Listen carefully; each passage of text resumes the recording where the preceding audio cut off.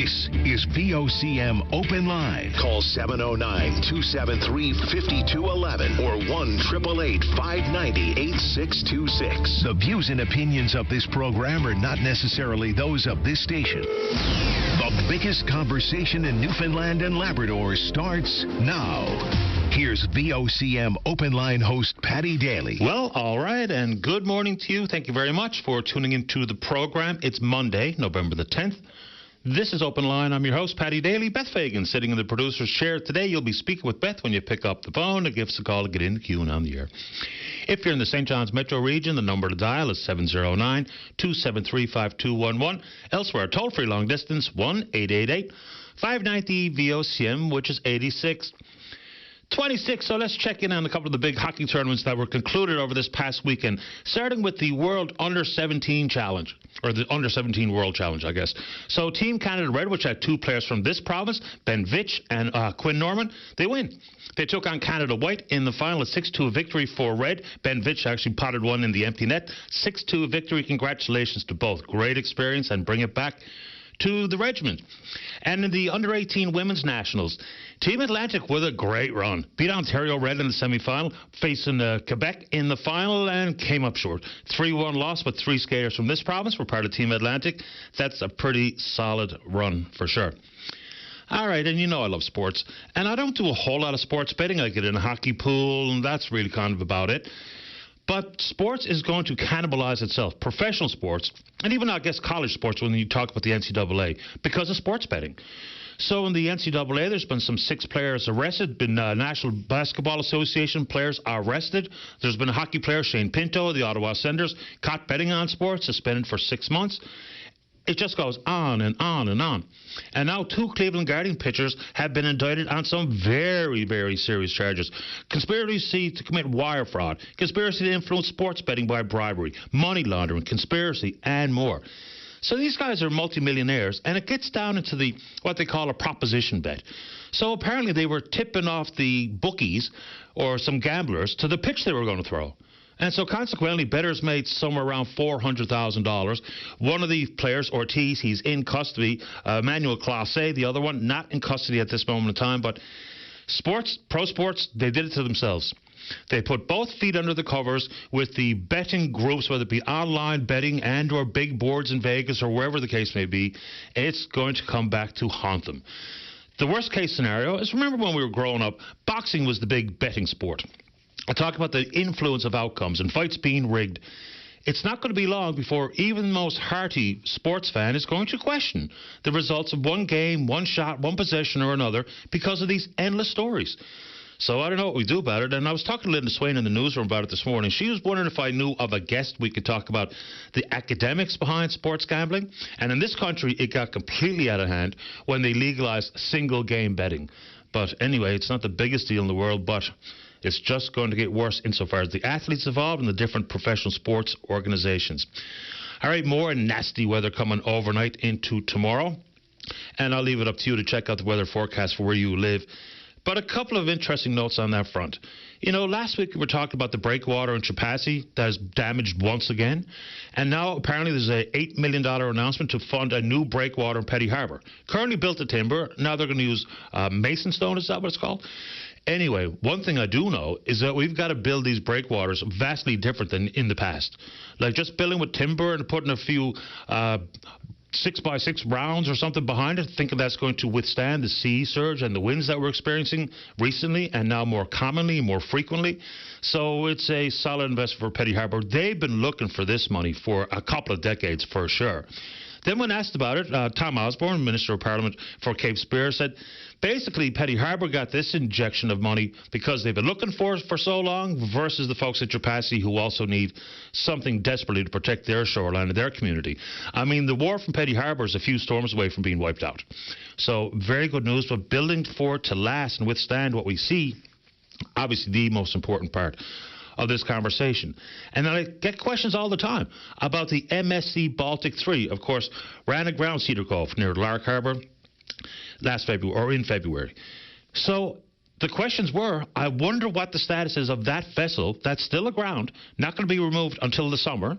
There's still some fuel on board, and now apparently because of the high winds and the sea surge, it's been damaged. They see debris floating in the water coming on shore.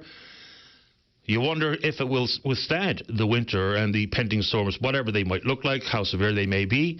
But that damage apparently is very real and being monitored. But at this point, between salvage and some cleanup, nothing else can be done.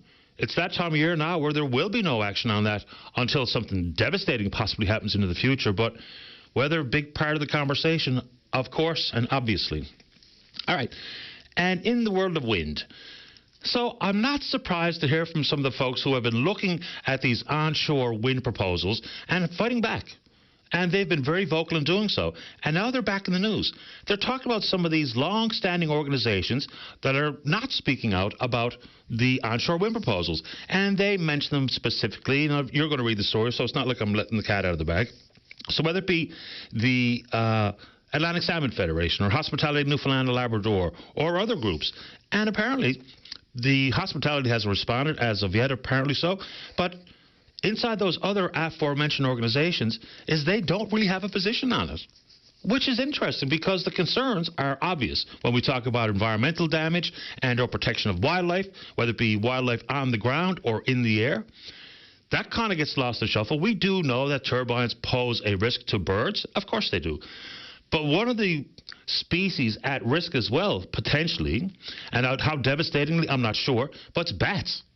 You know, we don't hear about the bat population very often, but that should be part of it. They talk about protecting birds and bats from the turbines by painting one of the 3 turbine blades black, as opposed to simply having all 3 white, and then presents just a whir and a blur. In addition to that, you know, the complete structural failure, catastrophic failure, is not common. As much as people try to convince me it is, it's not. But what kind of wind can these structures endure? So they do have some automatic shutoffs, which is generally speaking around 90 to 100 kilometers per hour. And it's a funny thing, eh? Wind turbine, we're talking about having sustained winds for sustained generation of electricity, but it can be too windy. And there are parts of this island and up in the Labrador which are absolutely fierce winds. So what happens with the automatic shutdown? Of course, it stalls the production of energy. It can indeed, there's the possibility for overspeed failure and for mechanical stress and maybe jeopardizing the lifespan of these turbines and their blades. Yes, there could be structural damage. Yes, there could be catastrophic failure. And we've seen some examples of it. But it's curious that the folks who are talking about Protect NL, so whether it be Brenda Kitchen or anybody else who's been fighting what they'll call the good fight on that front, they're welcome to join us here. But that conversation just went completely silent, including on the most recent campaign. If there was any conversation about these proposals, I must have missed it, insofar as politicians speaking to it. So anyway, it's still a topic there. We're willing to talk about it on this program if you're so inclined. And on that front, you know, regardless of the source of energy, whether it be hydro or fossil fuels or wind onshore or offshore or solar or whatever, I'm still struggling to understand the quest to be an artificial intelligence superpower or powerhouse here in Canada and potentially here in this province. I hear Linda speaking with the Conference Board of Canada about their genuine, legitimate concerns. Now, in the world of artificial intelligence and some advancements that can be made in healthcare, whether it be with breast cancer screening or whatever the case may be, obviously some realistic, real-life upside to artificial intelligence and the speed with which it can analyze data. But just think about the amount of AI that will be used simply in the palm of my own hand to create some little 90-second video. It's remarkable, and in many forms, it's obscene. So when you look at what would be the source of the power, whether it be wind or otherwise, and many of these artificial intelligence companies, they're looking to the quote-unquote renewables as part of their social license to move forward with their projects. But between the amount of power and the amount of water, are we not having a legitimate concern voiced on that front? I mean, just think about the concepts of what we saw this past summer, whether it be drought, reservoirs drying up in full. Now, of course, it will rely on the source of the water for the cooling of these massive data centers. but I'm failing to see the big economic upside. People talk about it in Labrador, expansion at the Upper Churchill, the development at Gull and what have you. Look, if you're talking about cost-benefit analysis of money in versus jobs created, expansion of the tax base, expansion of the royalties flowing to the provincial government, anything in the critical mineral sector far outweighs anything in the artificial intelligence sector. I know people disagree with me, and that's fine, but I don't think we're having much in the way of conversation there. It's all bad enough in academics where we're going to see a distinct risk to critical thinking with more and more people taking the easy way out here. You know, putting their concept or their essay request or their song or their poem or what have you into a large language model like ChatGPT, which spits out the results in a heartbeat, versus the effort required to think, to research, to write, to understand. So it's all bad enough on that front. And then the deep fakes and all the rest that we're seeing pollute our social media feeds. But anyway, if you want to talk about it, we can do it. All right. And we won't be seeing much in the way of attention publicly in the form of opening the House of Assembly until all the requests for judicial recounts have been completed. You know the deal. 3 Liberals that lost their seats in Placentia West Bellevue, Topsail Paradise and Lewisport Twillingate are challenging and are asking for it to be challenged in court. All right. So, inside of one, Derek Bennett, he lost his seat by 18 votes, which is not inside the 10-vote threshold for triggering an automatic recount, but close enough. The other 2, 64-vote margin. The other one, 102-vote margin. Seems unlikely they're going to be overturned, so it's easy enough to be of two minds here. Number one, people will call it a waste of the court's time. But at the exact same time, we already have a growing skepticism about the integrity and the results of elections. So it's probably, in the big scheme of things, a good idea to ensure that what needs to be done so that people take some comfort in that all of the rocks were overturned to make sure the results were accurate and fair. All that's being said, they're going to hear the arguments on Wednesday, but it could take till the end of the month before it's concluded in full.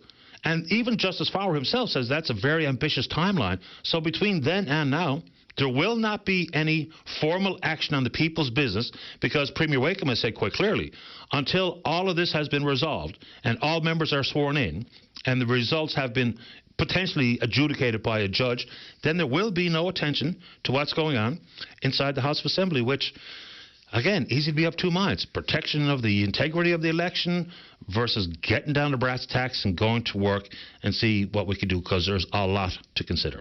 Anyway, your thoughts. Still here, very little on the telephone, but plenty in my email inbox about the frustration, the despair, the anger, and the worry when we talk about wildfire season and recovery and rebuilding. You know, add to it the additional frustration of people who would raise the red flag and signal the warnings that there's an arsonist in the area. I don't know if an arsonist is responsible for the eventual Kingston fire that destroyed some 200 structures, the Adams Cove fire, which saw 12 homes lost to fire. But it would be nice if all levels of government, so there's been a task force or a committee struck here, all communities represented here on the provincial front, but even just when we talk about where to rebuild, how to rebuild, and how it will be funded or financed. People say, well, if you don't have your own insurance, too bad for you. Well, that could be the case, but the governments have already said that they would be there. And if they have said that, which they have, then it's about time we figure it out. Clear understanding of what's next steps here. Because we can talk about the RCMP investigation. We can talk about people's want to remain in their community. We can talk about whether or not we're going to rebuild the school lost in Western Bay, Cabot Academy, I'm pretty sure it's called. So we can absolutely take that on if you're so inclined. All right, surprised to see this story this morning in some part. With all the talk of a massive increase in defense spending, all of a sudden there's layoffs at Five Wing Goose Bay. So a private company called Serco, they actually manage the Five Wing Goose, and 5 positions gone, including a customer service manager, mechanic, supply operative, workforce planner, and an HR coordinator as part of what they call their efficiency review. It doesn't necessarily jive with all the NORAD money that we saw pledged to Five Wing Goose, with all of the increase in defense spending, which would absolutely include bases in the north in particular. And, you know, people will go on to say, the management of these defense installations in the hands of private companies doesn't necessarily make a whole lot of sense in the first place. So add that to all of this massive amount of money to be spent on defense, on the way to 5% of GDP, adds up to about $150 billion a year, but layoffs at Five Wing Goose. So if anyone representing the Union of National Defense Employees would like to come on this program, and as they said in their release, to denounce the layoffs, we can absolutely do it. All right, couple of quick ones before we get to you. All right. So I try to take a break from social media over the weekend for obvious reasons. But look, we are emotional beings. We are. But it really feels like emotions rule the roost. And a lot of maybe some careful consideration or additional thinking has been lost on some of these topics which are heart-wrenching. Number one,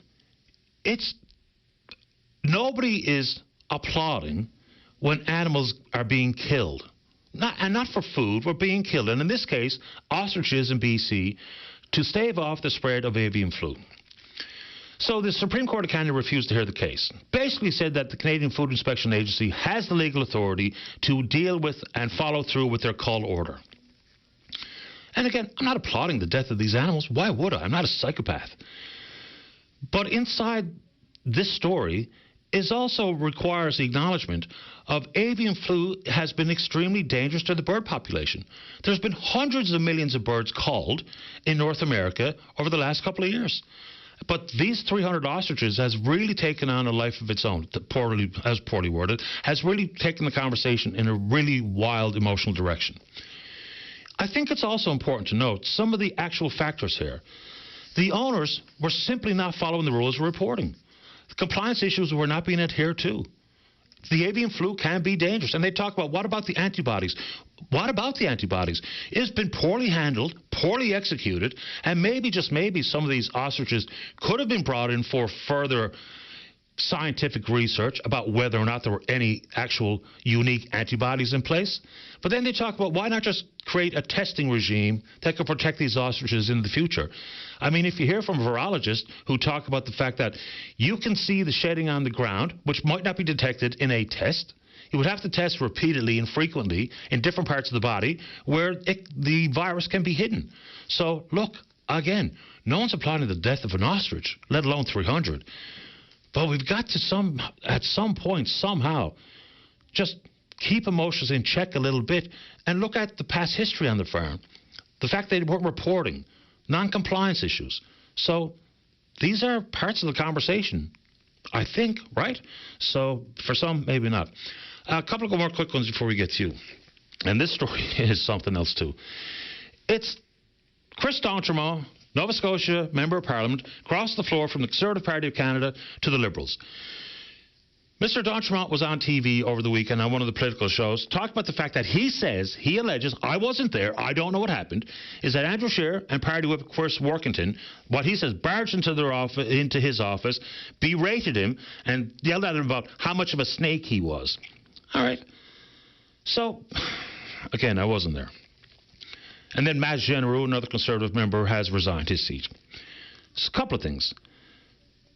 Again, emotions run amok. And here's one, and this is the official spokesperson for the Office of the Leader, the official opposition. This was in a Sunday morning statement. Chris D'Entremont, who established himself a liar after willfully deceiving his voters, friends and colleagues because he was upset he didn't get his coveted Deputy Speaker role, is now spinning more lies after crossing the floor. He will fit in perfectly with the Liberal caucus.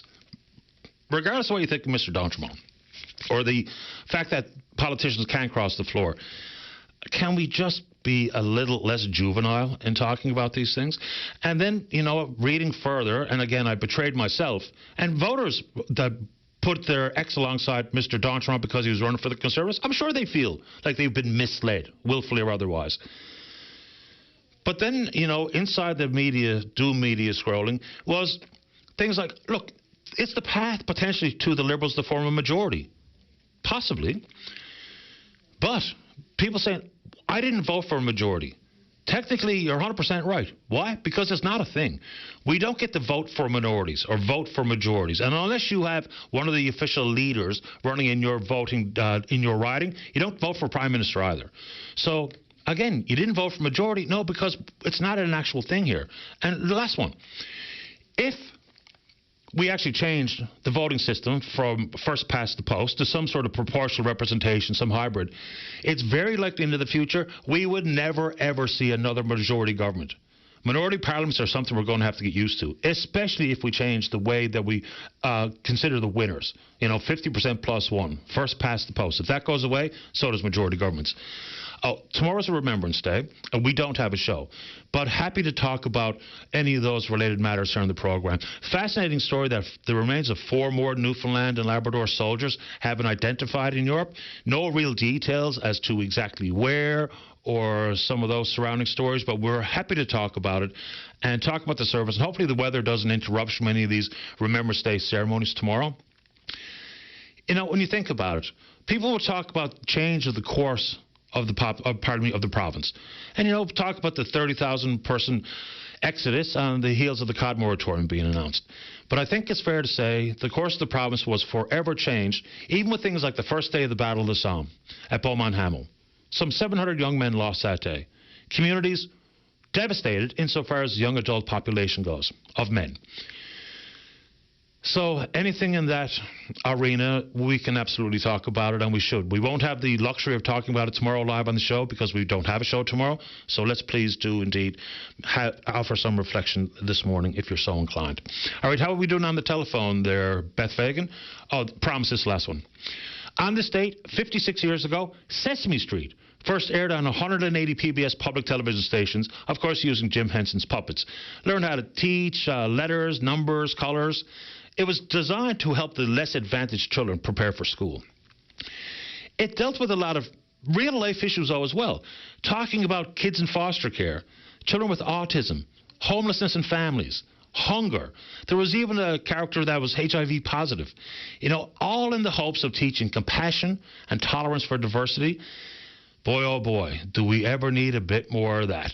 We're on Twitter. We're VOCM Open Line. Follow us there. Email address is openline@vocm.com. When we come back, let's have a great show. There's only one way that can happen. You're in the queue to talk about whatever's on your mind. Don't go away. This is Open Line on the VOCM Big Land FM radio network. Welcome back to the program. This has been this morning on line number 2. Say good morning to Ben Oates, who's with Force NL. Let me just get the right button. Good morning, Ben. You're on the air. Morning, Paddy. How you doing this morning? Not too bad at all. How about you? Not so bad. Good weekend for the Habs. Yeah, on that front, that's a really fast team. That Montreal-Utah game was super quick, and Newhook looked great. They had like 5-6 shots, a goal, and an assist. The goal was a game winner. He's having a bit more impact this year, so that's fun to watch. Yeah, he's a key player in my opinion, man. It's good to see someone from the hometown doing so well. Unfortunately, I'm calling in on something a bit less exciting. I'm reaching out to you this morning on behalf of the Friends of Renewable Churchill Energy, Force NL. We're a nonpartisan coalition of 30-plus young professionals from across our province. As you might be aware, and as your listeners might be aware, last week we released an open letter to the newly elected government outlining our position on the Churchill Falls MOU. And basically, we just wanted to add a supportive perspective to the court of public opinion, as we feel this voice has been missing from the discussion and has been kind of overridden by the group of 9 and some negativity and some interesting perspectives on the matter. It's our understanding that after releasing this letter, Minister Parrott was on VOCM on Friday and responded to our letter just by claiming that our organization was nothing more than a partisan political stunt. This has also been reflected on social media and stuff like that. And our team has been working really, really hard to engage with people on the ground to ensure that this is not the case. We are privileged to have members of a wide variety of political backgrounds, including myself. And, we would like this deal to be negotiated outside of the political theater. However, I wanted to reach out this morning, extend an olive branch to the government, and reiterate that this is not the case. What we're all united behind is the economic potential that this MOU can provide. Developing the Churchill River is, in our opinion, way too important to be a partisan issue. It doesn't matter to me if it's the Liberals, the PCs, the NDPs, it could be the Marijuana Party for all I care. Force NL sees the opportunity for this new government to show its leadership and forward thinking, and we hope they jump on this opportunity to deliver for the future of our province, not let us slip away. We want them to have a win here, because a win for the government on this MOU is a win for the entire province. Considering this, we want to invite Minister Parrott to a meeting with us so we can demonstrate the breadth of our support. We can get forward. We can get a discussion going. We're not out here to try to make political hay out of this. we want to win for the province. What about for instance, we don't really know a whole lot about what the PC's plan, like insofar as specifics go. They're talking about in the next 60 days they'll have a plan for the next independent review. Is an independent review something you would welcome, or you think that the time has passed and time to move forward? Yeah, for sure. So we're not opposed to another truly independent review. It's just in light of the work that's been done on this file already, with it being brought before the House of Assembly, with an independent oversight panel already being established, and with the deal being vetted by JP Morgan Chase, Power Advisor, et cetera, we just view it as a little bit of an unnecessary delay. I agree with you, Pat. You said once before that a lot of this would have been avoided if a bird's eye level player was appointed right off the hop. So someone like Deloitte or some other financial firm that is completely removed from the situation. We need, if they're going to do an independent review, we want it to be completely independent. We need it to be cold, clinical, calculated, removed from the emotion and speculation and the raw, trauma, call it what it is, that this province has been subjected to previous hydro deals in the past. So, more or less, we want to meet with them. We want to invite them to outline what they intend to do. What do they intend to appoint? What's their game plan? Will they accept the recommendations of another independent review, or do they have this deal already, written off? The uncertainty in this world that we're facing right now, geopolitically and economically and all that, uncertainty is a killer. And it's something that we cannot afford as a province in our current fiscal position to have. And the impacts of the uncertainty around this deal go way beyond just Churchill, right? You look at what the mining industries are saying up in Labrador. They're saying they need the power. They can't make final investment decisions until they know what the hell's happening. You look at even so far as Bay Nord. I'm sure Equinor is watching what's going on with this and hearing talks about a referendum and all this stuff, and they're going, I don't know if we want to get entangled up with that when they can put their capital elsewhere, right? We're confident that even after an independent review, this deal will pass yet another round of scrutiny, and we view it as vital to get it moving. We just encourage the government to weigh, the benefits, perceived benefits of waiting and delaying and reviewing versus the consequence that would result if Hydro-Quebec moves away from this deal. And as you said in your preamble, you were talking about AI. AI is, the bubble's going to pop at some point. That's a risky move to bet on that, right? The only viable customer for development of the Churchill River at that scale is Hydro-Quebec. And, nobody particularly wants to deal with Hydro-Quebec, but we can look past that because this MOU is mutually beneficial to both of our provinces, and it's set up so that this is the case over the entire lifetime of the deal. The Labrador concerns are very real, but even the way it was presented by the government about expansion of the mining sector and the quadrupling of the Labrador block, when they only go halfway and tell us half of the details, that just leads to further skepticism, because the quadrupling of the Labrador recall block isn't automatic and it isn't immediate. It's over the course of decades. So had they said that, it paints a little clearer picture of them being forthright, or as forthright as they should be, about what's actually involved here. So I'll just make that quick point, because I think that kind of hijacked some of the conversation somewhat. In addition to that, and I tried to get Michael Sabia on the show, and I know Michael Sabia wasn't going to make any time for me, and so be it.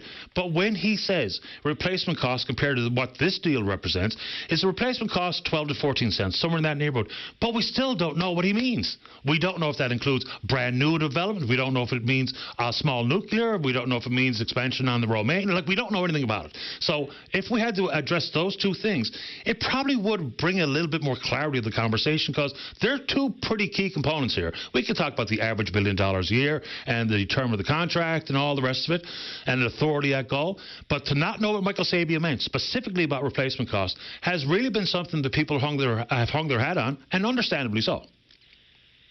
Yeah, absolutely. Well, we don't know the methodology behind that number. As in terms of what they were saying, was it a replacement for Romaines, et cetera. One thing that has been missing from the court of public opinion, which I think is vital, is the means in which he got that 12 to 14 cent number. And that was established through net present value, NPV. Basically, that's a calculation. It's an industry standard thing for evaluating a project's value over the lifetime of the project that basically puts money in a reference frame of time.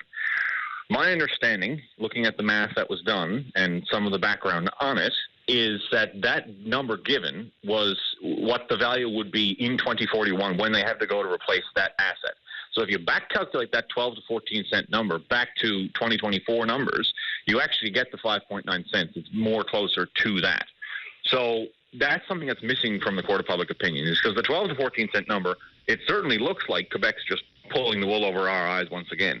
But you have to consider that the frame of reference in which he said that. And I think, again, it would be great if Michael Sabia could come on your show and clarify that. But that is my understanding, knowing NTV. You know, I'm privileged to work in the engineering sector. I've worked on a few different projects before. I've seen these calculations borne out, albeit I am early in my career. And that's a key aspect of this discussion which is missing. Yeah, I guess my point is, I wanted to hear straight from the horse's mouth, in that case, Mr. Sabia. Yeah. But even, I guess more importantly, it would have been nice had we heard more from whether it be Premier Fury or then Minister Parsons or Jennifer Williams to break it down. Now, I understand the net present value, and Jennifer Williams, she did speak to that exact issue here, but I hate speaking for other people, but she also did add that there's still some confusion as to what exactly was meant by Mr. Sabia's comments. Even if you do extrapolate from 2061, which is one of the outs for us, back to $2024. But again, I think the ultimate point I'm making is when there is confusion, people will latch onto it, whether it be to further or bolster their support or to bolster their opposition. And I think that's always going to be the case. But when you add to the fact this is $500 billion worth of stuff over the next 50-plus years, then, of course, those arguments become very loud, and sometimes it's hard to put some of these genies back in the bottle, I think is the point I'm making. Yeah, absolutely. I agree with you 100%. And I guess what Force NL's main objective is to bring this back into a professional focus, right? We're not out here trying to score partisan points. Like I said, I don't care what party, I don't care who takes credit for this deal. It is, in our opinion, a good deal, and it does not matter the means in which we achieve it. It just needs to get across the line, and we need to weigh the consequences of causing extra confusion and of being unclear and of et cetera, against signing the deal. The way I like to frame this is, and again, the Liberals are guilty of it as well, in my humble professional opinion, is, I don't know why they didn't release Mike Wilson's letter to begin with. That was a nothing burger. It was just an administrative dispute. But the way I like to frame this deal is not to sound melodramatic, but it's the same way that the pro-treaty forces in Ireland at the Civil War framed it. This deal is the freedom in which we can achieve our freedom.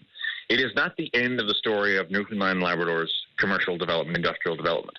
This deal provides firm power, it provides stable revenue, and it allows us to be able to take the risks that people seem to want to take as opposed to the Gull Island joint venture. But these things can go hand in hand. This isn't the end of the story, right? I'm thinking in terms of someone who has set up shop here, just bought a house, graduated, want to live here. This deal is the freedom to achieve, gives us the freedom to achieve our freedom economically. And people are, we get it. We said it in the open letter. People are skittish. People are scared to make another deal. I get it. But you look at it, get down to brass tacks, the water on the beans it's a decent deal. The conversation is not over, and I do think that, again, I can't speak for Tony Wakeham or anybody else, but if I was taking that public position on the campaign trail, I think I would have put some of my key supporters in the business and engineering and legal community, put them to work insofar as trying to identify who would conduct the independent review, because if we're still 60 days-ish out from that, then time does become an issue here, no matter what people like to think, because if the Quebec government is going to force it, because Legault's in trouble, he's done. So if he hangs on that deadline, then I think we have to understand what the implication there might be. Now, some people listening say, who cares? Let's wait till 2041, which is a different conversation. But, Ben, I appreciate the time, and hopefully Minister Parrott takes you up on the request for a meeting. Let me know. Yeah, will do, sir. Thank you very much for your time. Take care. You too. Bye-bye. All right, very quick before we go, is, the whole concept of the Doug Ford-created act advertisement, talking about so-called smearing the Trump administration and political interference by Canada, blah, blah. Insofar as the ostrich call goes, there's a billionaire American who's begging the Department of Justice, the American Department of Justice, to investigate that. Talk about the pot and the kettle. Let's get a break in. Don't go away. This is Open Line on the VOCM Big Land FM radio network. Welcome back to the program. Well, Dave Padden has penned a new book called Nurse Fortescue and Dr. Padden, talking about recounting some of the stories of the lives and times of his parents, Shelley Fortescue and Tony Padden. I just want to read out one of the excerpts on the back cover. Read this book if you want to learn about human beings at their best, about a love for Labrador and all its peoples, about superhuman optimism, dedication, and astonishing medical miracles in one of the harshest and most beautiful places on earth. Read this book if you want to be amazed, written by Andy Jones. Welcome to the author on line number 4, Dave Padden. Dave, you're on the air. Hi there. Thanks for taking the call. I'm happy to take your call, and thank you so much for sending along an advance copy of the book. I have indeed read some of the tales, and to Andy Jones's commitment there, some amazing stuff inside here. Dave, where would you like to start this morning? Well, I thought I'd give your listeners a brief overview of my parents there, and then I have a short excerpt I could read. It's just a page or so about one of the incidents from World War II. So I can tell you that my father was born in Labrador, and his parents were doctor and nurse there as well. He went away to train as a doctor, and his plan was to return to Labrador and pursue that career. But Mr. Hitler had other ideas, and he signed up for the Navy as soon as he had his medical degree. He spent about a year on convoy escorts back and forth between St. John's and Londonderry. Used to go to the Crow's Nest here between convoys, and then he was on a minesweeper for the D-Day landings. He was in Channel 2 at Omaha Beach, keeping things clear so the Americans could land. And then he was on a frigate in March of 1945, which was torpedoed in the stern with the loss of 4 men and about 60 feet of the ship. So that was Dad's war in a nutshell, and all this time this was going on, my mother was nursing in and around London. She'd been into farming before the war started. She was 19 when the war started in 1939.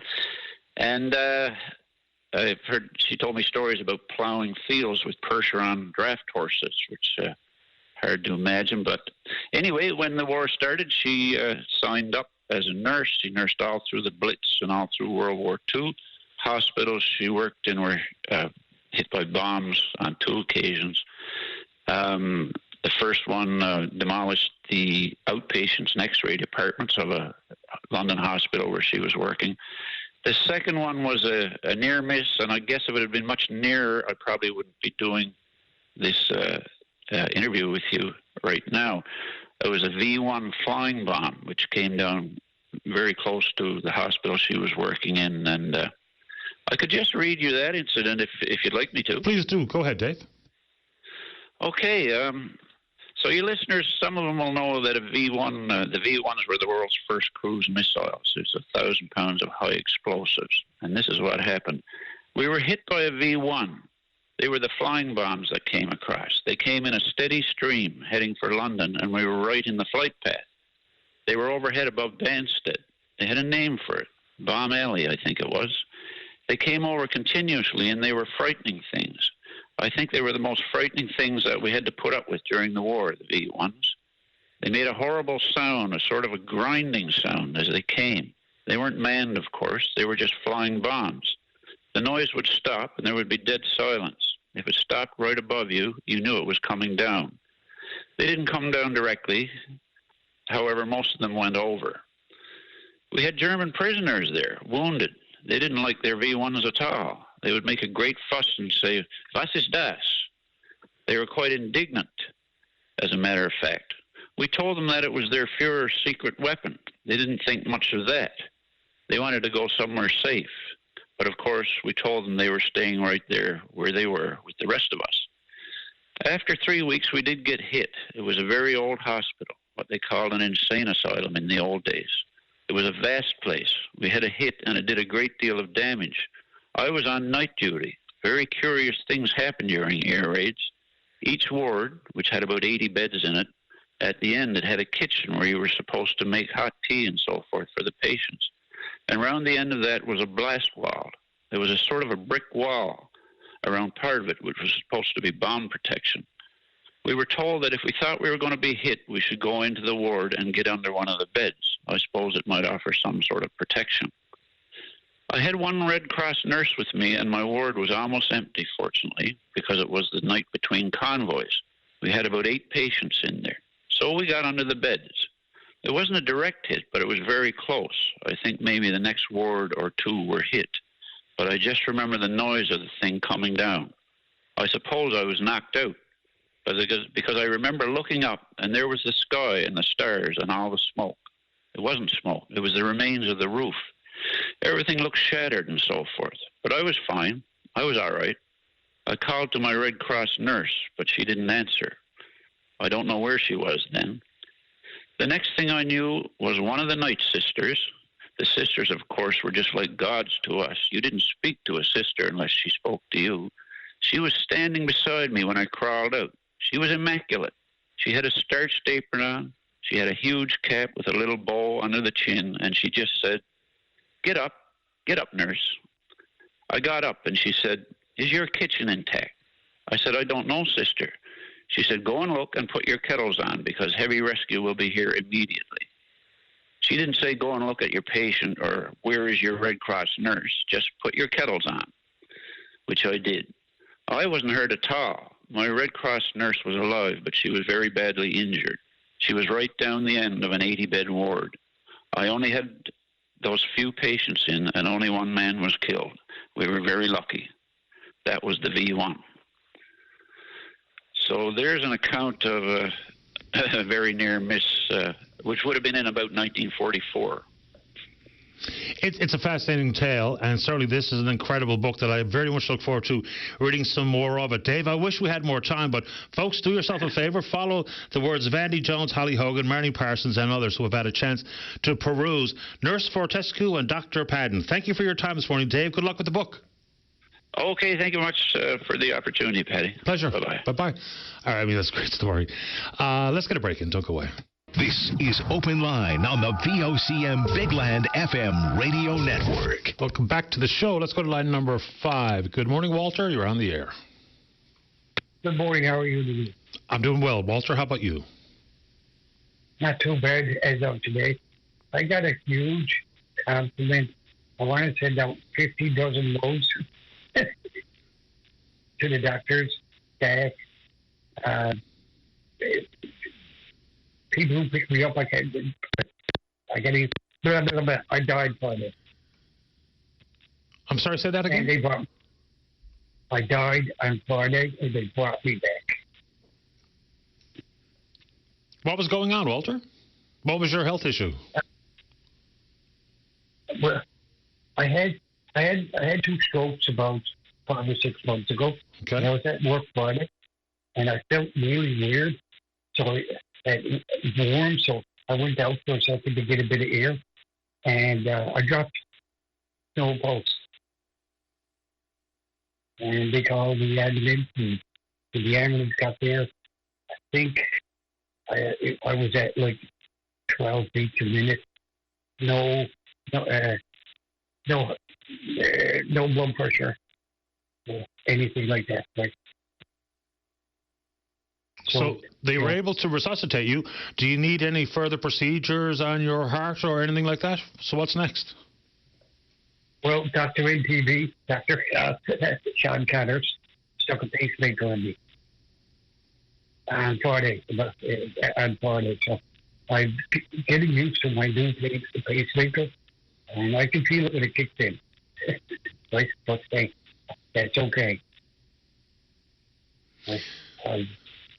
I'm just glad to be here. I bet you are, Walter. And I'm glad you're here to speak with us this morning. So when you get a pacemaker, what are you told that does it provide any limitations, what you can or should be doing, or how does that work? I honestly don't know.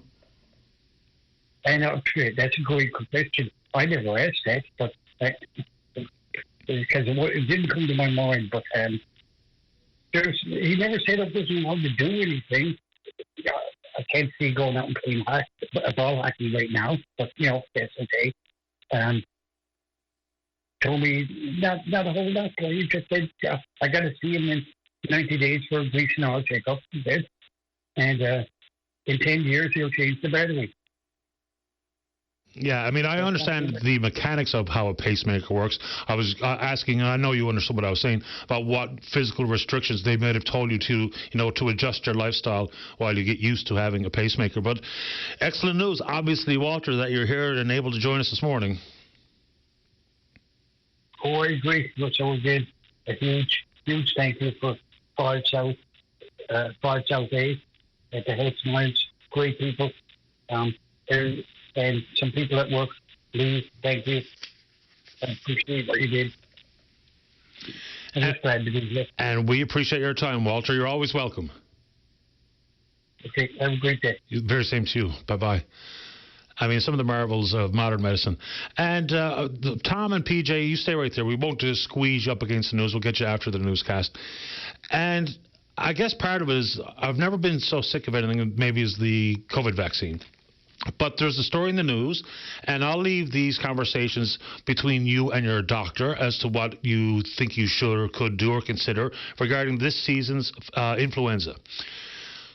So, I mean, the reality is the flu shot, is generally engineered looking at what happened in the southern hemisphere to try to prepare for what strains would make their way to the northern hemisphere. And that's been the annual approach to creating the seasonal influenza vaccine. This year, it looks like it was a really tough year in the southern hemisphere. And now with what they're talking about is the mutation of the specific strain that we're going to have to deal with. It looks like it might be a rough year. In Australia, they're talking about the fact that there was over 410,000 lab-confirmed cases across the country. They set it a record second year in a row. And the fact that the strain has mutated, so says the research, so says people working in the industry, which I don't understand in full, is that they're questioning whether or not it's going to be a mismatch to this year's strain, which will be experienced in this hemisphere. So again, when someone said, why don't we bring it up, people need to be aware. It depends on your age and some comorbidities or what have you. But I'll leave the conversation up to you and your healthcare provider. Because everybody's circumstance is different, and when we have a better understanding of whether or not the vaccine is a mismatch with the mutated strain, again, between you and your doctor, you can talk about it. But yes, flu shots are now available around the province at your pharmacy, for instance. So if you are so inclined, maybe that conversation about what's being reported as a potential mismatch of vaccine to the strain that we're experiencing, you can check that out between you and your doctor. We're VOCM Open Line on the Twitter box. You can follow us there. Man, it is wild state of affairs on that website. We're taking your emails. It's openline@vocm.com. Lots of automatic pushback in the email regarding Ben Oates' call earlier, and he's part of Force NL, and they're talking about the merits of moving forward with the Upper Churchill Memorandum of Understanding. And, of course, to each their own. There's plenty of people that have that seed of distrust associated with whether it be the Liberal Party and or the province of Quebec, and others there who, of course, think this is a great deal and we should move forward. The rights and the wrongs of it, I'll leave it up to you. All right, when we come back, we'll talk about the most recent federal budget, and then we're going to speak with Councillor Tom Davis. The topic, unsure. Don't go away. This is Open Line on the VOCM Big Land FM radio network. Welcome back to the show. Let's go to line number one. Say good morning to Ward 4 Councillor here in town. That's Tom Davis. Morning, Councillor. You're on the air. Good morning, Patty. Morning to you. Start with Remembrance Day tomorrow. It's something that is near and dear to my heart. My grandfather served in the Royal Navy on battleships and cruisers, so it hits pretty hard, and I had the honor on Friday of laying a wreath for the city up at Marine Institute, and it was a miserable day. It was blowing a gale, and it makes you think about what sailors and soldiers had to go through over there and protecting what we take for granted. Yeah, my grandfather, Steve Nair, is a veteran of the World War I as well. Yeah. So again, tomorrow, I hope everybody, as it approaches 11 o'clock, just takes a second to remember those who served and those who are serving. And, of course, there's going to be disruptions to traffic tomorrow, and there is limited accessible parking on Duckworth Street. So those, I know a lot of times the people who hold the chairs just closest are the ones who are older and have the least ability to get around. So encourage them to get there early and get their parking place so that they can take part in their annual tradition. So the earlier to get there, the better. There is information on the city's website. Anybody who wants to reach out, I can help them. Fair enough. And hopefully the weather isn't too bad tomorrow. It's not looking great. I know we desperately need rain, but it'd be nice if it would hold off until after the service and the ceremonies are all over. Absolutely. So moving on to studded tires, it's that time of the year a lot of people are making choices, and it seems like a fairly innocuous choice. Your tire person may present you with the option of adding studs, and again, perception is that it's better, and they are better on thick ice. There's no debate. But in particular, with milder winters and better ice control in a lot of the more urban parts of the province, when I'm driving around, I hear the click, click, click. Now, that could be people come in from places where they got gravel roads and all that stuff. But if people could just take into account a few factors that the studded tires on dry pavement or even wet pavement actually don't have, for the most part, the same stopping power. So they actually will take longer to stop because of the metal on pavement, and it can increase that stopping distance by 10 to 15%, which can make a big difference. And a lot of really good snow tires that they make now actually have just as good performance as studded tires. And also bearing in mind the fact that there was demonstrated road wear, which obviously the rutting and stuff, most people think it's heavy trucks. And although that contributes a little bit, the majority of the road wear that we see on the heavy trafficked areas like the Pitts Memorial and the Trans-Canada is actually from studded tires, which actually wear down the road by digging in. I'll leave it up to people to choose whatever tire they want to put on. But in my neck of the woods here in the Northeast Avalon, every bit of a look at what, quality winter tires versus studs. Studs are less safe than regular winter tires around where I am based on the weather conditions that you describe. But some people just swear by them, and that's that. Yeah, to each their own, but, our job is to try and just bring a different perspective. A lot of people also don't realize that the added vibration actually does wear your suspension down a little quicker. So, it's a noisier ride. It's a little rougher ride, a little bit does wear down your suspension a little bit more. So, again, people can do a bit of research on their own. And obviously there's an extra cost to a studded tire, a whole bunch of reasons we ask people just to have a look at it when they're making that choice. Fair ball. Taking off the council hat now, and I just want to add a little bit of perspective to the MOU conversation. And it's great to have all these different voices, young and old, and I just want to keep going with that. There's a big push now from the mining industry. We just had a conference, so it's obvious, that goes without saying that they are looking for electricity. They're trying to electrify, and right now, presently, the line that goes between Churchill Falls and Labrador West needs to be upgraded to give them a bit more power. We're managing that pretty good. But I'd like to add, one of the challenges with the MOU is it's so complex, it's so broad, and it's really almost impossible for anybody to grasp it all in one thought. But if we're in the process of negotiating, which we are doing, and if part of the play is to say, well, listen, we're going to wait until our hand gets stronger, then some of these side issues like the mining industry, which is important obviously for the economy, but not really the main driver of these deals. There is the option of us, obviously we'd have to negotiate this with our partner, doing the upgrade, the 550 megawatt upgrade, which is increasing the 11 turbines that are in the existing power plant. And part of the MOU was that happening, and then basically Newfoundland and Labrador getting the majority of that power. And so potentially this is something we could do. If we need more power for Labrador West, we can just get it by upgrading however many of those turbines that we would need to upgrade. We wouldn't have to do all of them necessarily, but as we could bring them online, and that would give that. Then if the industry obviously would have to pay for the increased transmission line, they'd be the primary beneficiaries. We don't need it for the residents of Labrador. So, something to think about as well.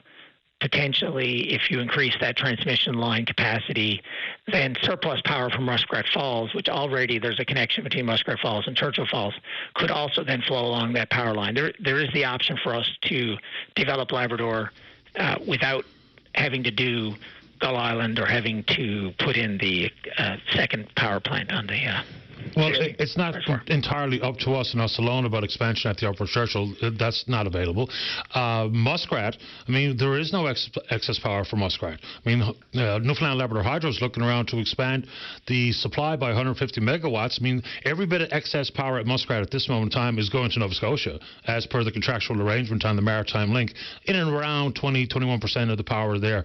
So, any expansion of whether it be mining opportunities or industrial opportunities in Labrador does require more power. Don't take it from me. Take it from the mining companies themselves. We had Graham Leto from Decorah, Scully Mines on last week. So, yeah, maybe I might have missed your point. Don't miss my point. What I was basically saying is that within the concept of increasing the efficiency of the turbines in the existing plant, extra power can be acquired without having to do Gull Island, without having to do a new deal with Quebec.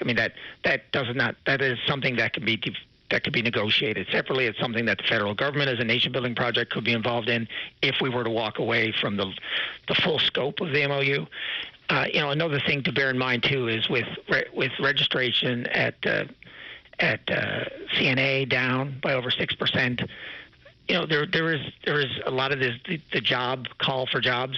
I have someone close to me who's working on a concrete project, a hospital expansion in Halifax, and there's now 30 people from Mexico out of 100 people, so 30% of the workforce are now people brought in from Mexico to do concrete work. And we've got to try and separate the hyperbole or the politics from the reality, and that, I often say it's difficult to get an electrician, a plumber, a tradesperson. Everybody, for the most part, I know you've said before that, Trades NL says a lot of people unemployed, but I tell you, it's, as we all know, the price of the trades, whether it's doing, small work, big work, is really increased. And for the most part, those who are working, who want to work, especially in a remote site, are working in a remote site. So, again, it's a bigger conversation. I just want to add some of my thoughts to it, and let's keep on having these chats. And we're going to have to, and I appreciate your time. Thanks a lot, Tom. Okay, take care, everyone. You too. Bye-bye. And I've heard suggestions of, isn't there enough money out there that we could go it alone, for instance, with Gull Island? I'm not so sure the appetite the province has about another mega project on a go-it-alone basis on the Churchill River, but let's just put that out there a little bit further. Gull Island, people talk about it as the last great hydro project in North America, and it might be. So let's, the round numbers, 2,225 megawatts at Gull. Realistically speaking, unless all of a sudden every community had a big major AI data center, which I don't see the upside necessarily on that front, everywhere in Labrador, we could never consume all that power. Right? Some entities may indeed come to town. Even mining expansion, they talk about the quadrupling of the Labrador recall block as being sufficient, satisfactory. So go it alone at Gull. And this is not about the Upper Churchill MOU and the proposed deal between us and Hydro-Quebec, but Gull on a go it alone, boy, we'd have to have some pretty significant power purchase agreements in place before this taxpayer would be interested in that. Plus, even if it was to use it for power in Labrador, power on the island, the excess power, getting it to market, let's just say the closest markets, in Upper Canada or in the northeastern United States. We're talking tens of billions of dollars in just transmission. It's a $25 billion plus bill just to develop it with no actual customer in play at this moment in time, other than the geographical relationship we have with Hydro-Quebec. This is not a comment about the good, the bad, or the ugly of the MOU as it stands. It's just about the reality of how you develop and get 2,225 megawatts to whoever the customer might be. Let's get a break, and when we come back, we'll talk about the federal budget. Don't go away. This is Open Line on the VOCM Big Land FM radio network. Welcome back to the program. Let's go to line number 2. PJ, you're on the air. Good morning, Patty. I was hoping to talk about the federal budget, but just before I go there, I wanted to talk about the Wilson letter, if I could. Sure. Because a few people spoke about it earlier on your show today.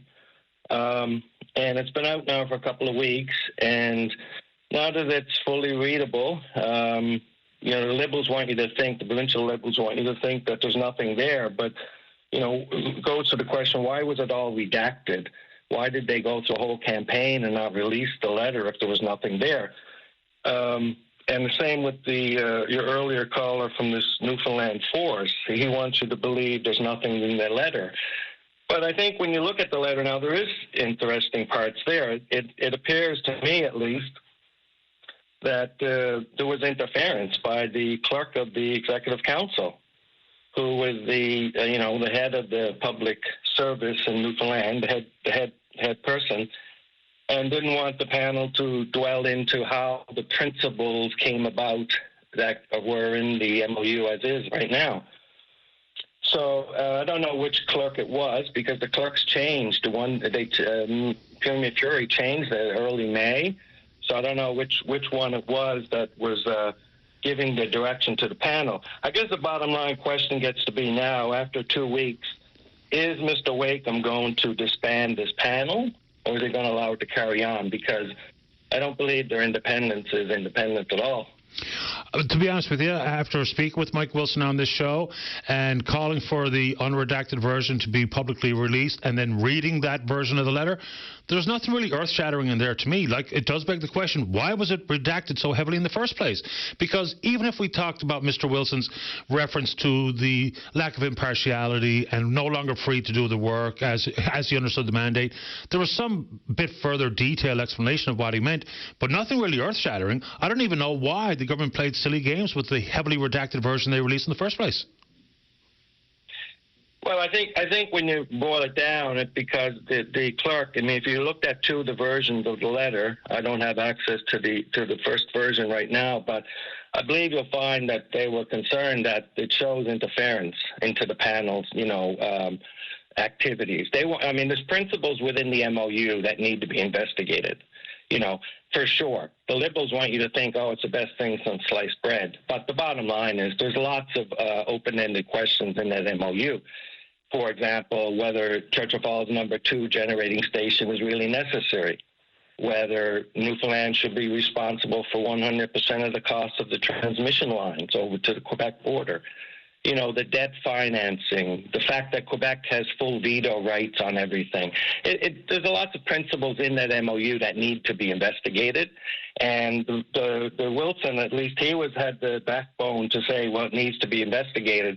And the panel, the rest of them that are there, didn't. So it opens the question, are they that independent? And is it good value for the money? I mean, they're getting paid well for that, I'm sure. And maybe that money could be well spent to, between now and April in some other fashion, food banks or et cetera. So I don't know. To me, the letter is indicating that there is interference into that panel. Mr. Wakeham will have to decide. Patty, I wanted to move on to the federal budget because I think I went through that thinking maybe there's something in there for the, basic the common people, which most of us are looking for things like such as heat pumps or, electric vehicle subsidies, stuff that typically are in these federal budgets. But this time around, pretty much zero popping up. I mean, there is some things in there. There was a tax break, true. There is something in there for youth employment next year. But I think for the main people looking at this budget, we're in for a wholesale slaughter on the public service. I mean, 1,000 executive positions gone over the next 2 years. That's one of the hard numbers that are in that budget. Everything else is kind of estimate, but 1,000 executive, that's, families, people with good jobs, with government jobs, it's paying into the economy gone. But at the same token, and this is the part that's very concerning to me, is that they are changing the Federal Public Sector Act to allow the government, I'm talking the federal Liberals now, to bring in private people from the private sector. They want to bring in 50 leaders, they call them, into the private sector immediately. So they're laying off 1,000 executives, leaders, and they're going to bring in 50 of their own leaders. This is a slippery slope, folks, because you don't want the government to be able to handpick who they want to come into government.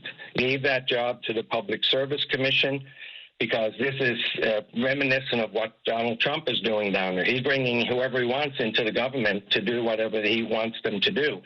This is the same thing setting up here in Canada. It's hard to fathom, but it's there on page 219 of the budget. 50 private leaders to start with. And they're going to be brought in. Those people make anywhere from $150,000 to $250,000 a year. And they are going to be handpicked by the government or the Prime Minister's office. So that's a very, very poor thing to have in this budget. I hope the opposition hone in on that and get that changed. Yeah, just as a starting point, PJ, the country, and not every single person, but, people were talking about public sector bloat. And I know that's a bit of a generalized term, but, people basically said there's too many people working for the federal government. And so if there was a need to, as they say in the corporate community, to right-size it, the question that I would ask, before we talk about who goes through attrition or jobs simply to be lost, is, was service improved federal government services improved with the additional numbers of people hired?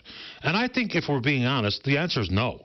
So how many is the right number for through attrition and or job losses, executive or otherwise? It's 40,000 over the next 3 years, so says this budget. But I think that's the starting question for me. Did things improve insofar as access to service at the federal government level with the increase in the number of people working for us? In my estimation, the answer is no. How about you? I'm undecided. I mean, I think we have to realize people are doing work. People are measured in the government. There is activity being done. Oh, yeah. I mean, we look at people at CRA now and customers Canadians trying to get service. And it's not a good position or situation. And if you start cutting other departments, these things can replicate into other departments. And one of the themes in this federal budget is to rely on artificial intelligence. And I know that's a sticking point with you, but when you look at a department like Department of Fisheries that Newfoundland relies on so much, they're going to cut $200 million out of their budget. That's not insignificant pocket change. That's a lot of money coming out of DFO. And their main way they're talking about is using artificial intelligence for the new fisheries management system. That should open up people's eyes around the East Coast, because that's artificial intelligence might sound great and sexy and all that, but, it's only humans programming it, and it's only as good as it can be. We don't have to step back very far and look at the government's, what they got into the Phoenix pay system. That became an absolute total disaster. So we got to watch what the government does with this artificial intelligence, because we could end up replicating Phoenix pay system, and that is money down the toilet. But, and the other thing, I'll just end on this, is that the government, is quick to focus on the humans, and one of the things they're doing here is cutting back on the pensions of the federal servants. So, I mean, we're talking RCMP, probably military, people that work for CRA or anybody else that work for the federal government.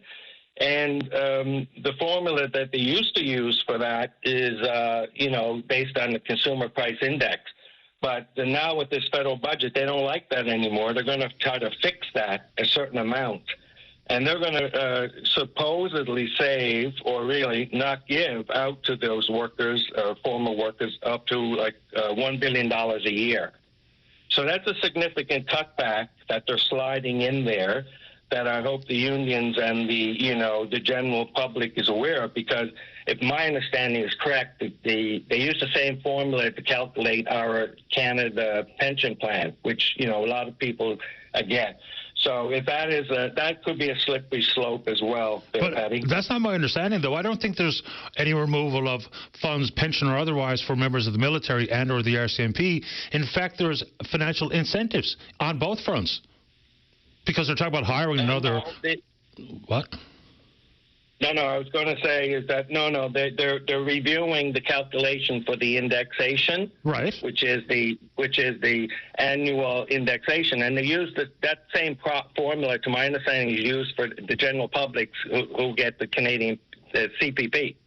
So I'm just saying the formula is going to change, and they have it estimated in there. One of the biggest estimates of savings in this whole budget.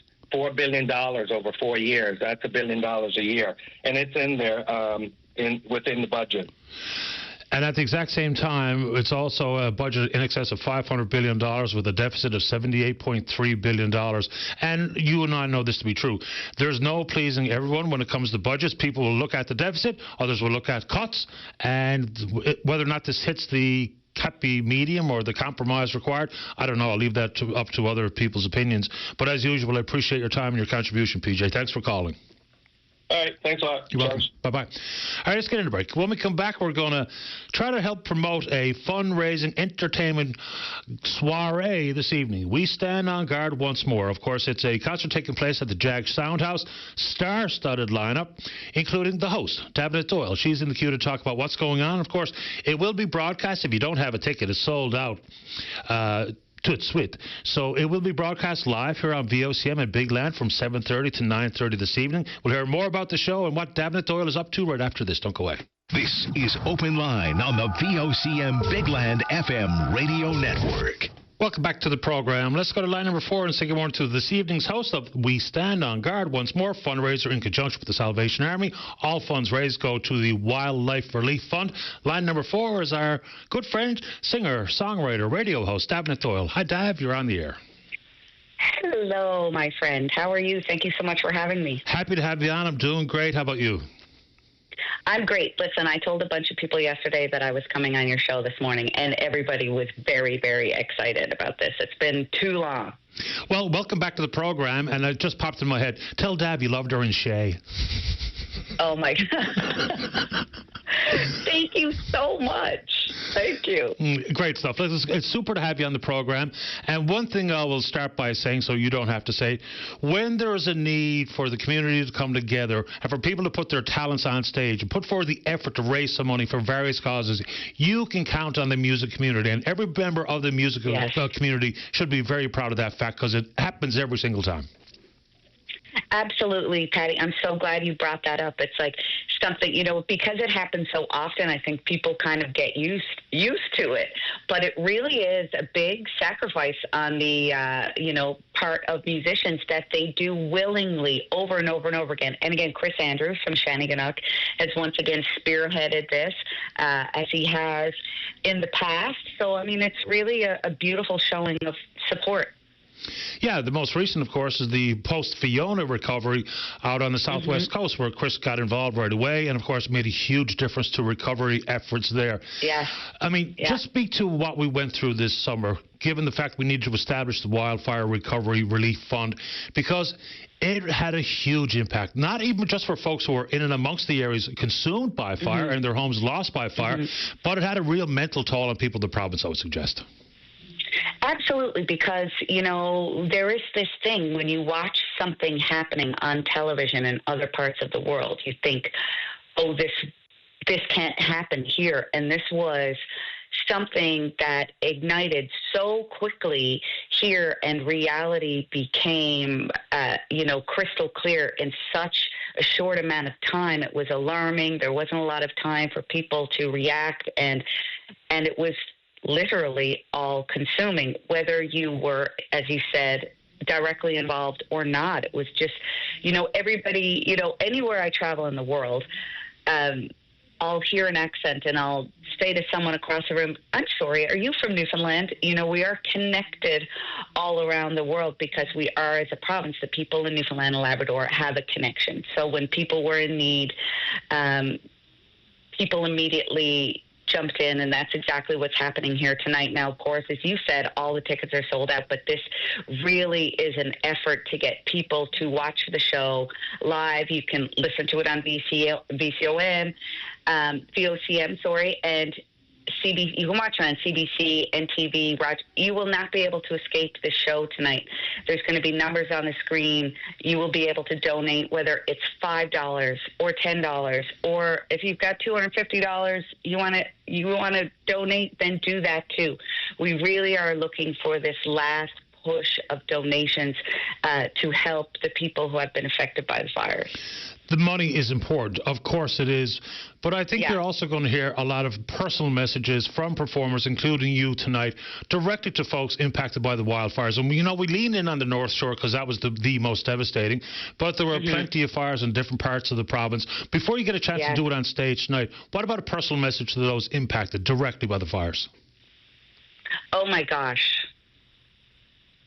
A personal message to those directly impacted by the fires. Honestly, Patty, I'm a very, very sensitive person, and I have to steel myself for going on stage tonight to deliver any message like that, because now you ask me that question, I have tears in my eyes. I don't think I'm any different than anybody else who was watching and was not directly affected.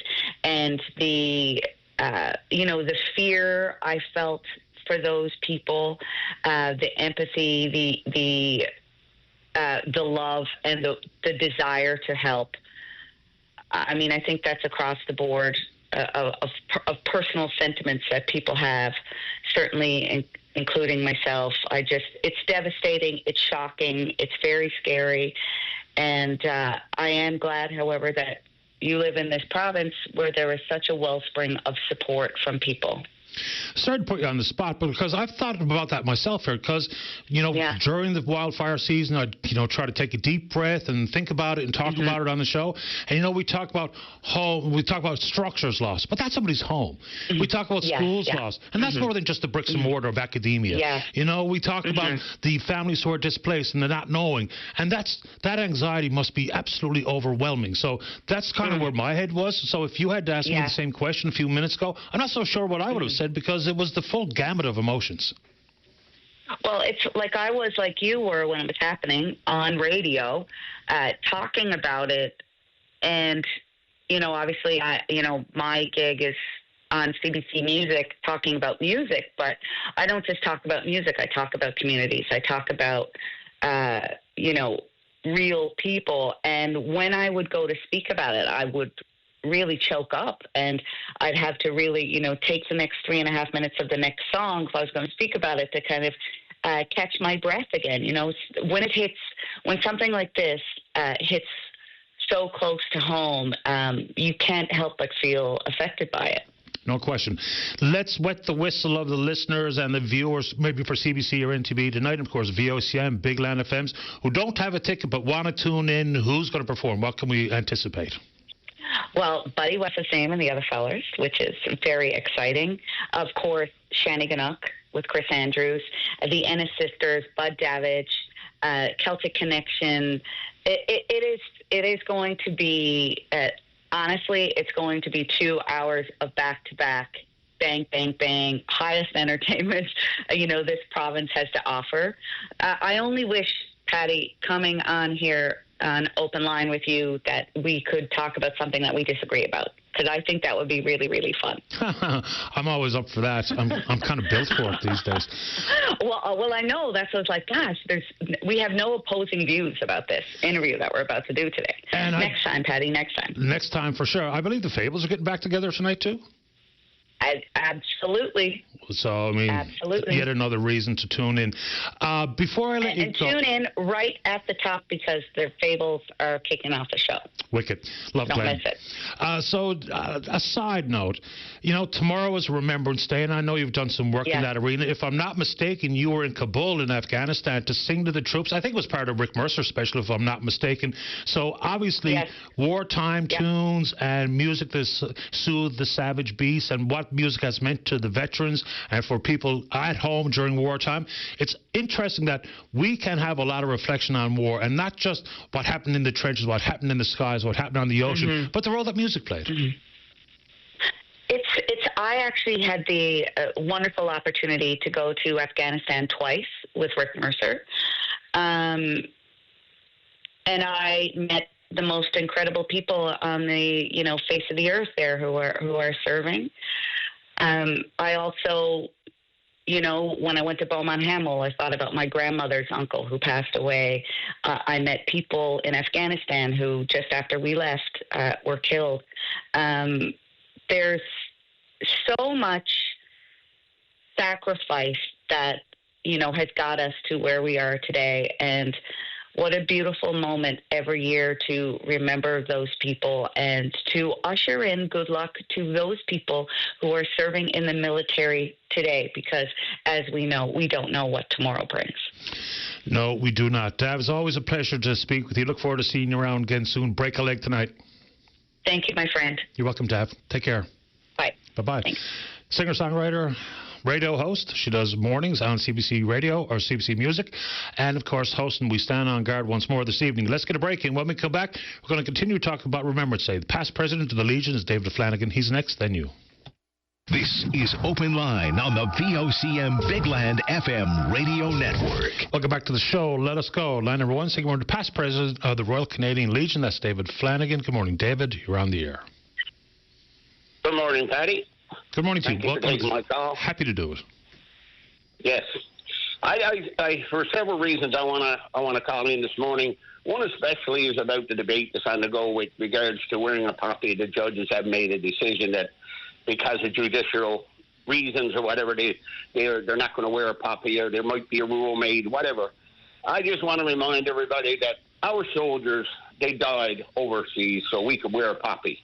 And we wear the poppy to remember them. Don't let the judiciary system change anybody's mind. Put your poppy on and wear it very proudly. Like we as Newfoundlanders know more than anyone that we wear our poppy very proudly. Yeah, disproportionate loss of Newfoundlanders is there for all to see. I would also add to it, David, is the poppy campaign is critically important to fund the resources that manage all of the operations at the Royal Canadian Legion. It's a key time of year for the Legion. Like most other organizations, the struggle is real. Like during the pandemic, the inability to rent out space, the loss of some of that revenue is hard to replace. So regardless of your stance on war, regardless of your stance on any of those related matters, if you have any concern with veterans, veteran services, and a place to congregate and advocacy work to be done, get a poppy, put it on. Absolutely. And Paddy, you know, in media now we're saying like legions there's legions closing and whatever, but I have to remind everybody, because I'm still on Dominion Council as a past Dominion president too, and I get all the emails, and the last 4 years we have increased in membership. And that's because some of the smaller branches had to close down because it wasn't economically sound to keep it in this little community. But they also stepped up and joined the next community and made one big legion that will survive. You know, so like it's not all doom and gloom. Our membership is growing. We went from 5 years ago to 220,000, and now we're almost up to 265,000 members. I mean, that's quite a growth in that period of time. And you know, like I think everybody that has someone that went overseas and gave all or signed up to give all should support the Legion, and a lot do. Like I'm going to give you an example now. I moved home from Labrador. I was in Labrador for 46 years, and I moved home here to a little community called Lam, and at this Legion here, they were practically desperate. They lost the president, and the building needed an astronomical amount of repairs. So they asked me to come on board to help out and see could we turn it around. So we assembled a team, quite a fantastic team, I might add, and we went out to the public. We went out to the families of our veterans and our loved ones that went overseas and everything, and the business that are around the Burin Peninsula here. And Paddy, you would not believe the support we received. Last week, our biggest objective to save the Legion was a very bad leaking roof. And last week, we signed the papers to finish a brand new steel roof put on the building, and most of that was given by the families of veterans in the Second World War and the First World War. Like we expected to be able to do one section this year. We've got the whole 4 sections of the Legion done, completed, and paid for. And along with the government gave us some funding, but families given thousands of dollars towards getting together, and their grandfather, you know, was overseas and whatever, and they put their hands in their pockets. They're still doing it to help us try to get heat pumps to get the building back up and running. But we feel very, very strong with the help of community coming together. I'll give you one example that is astronomical.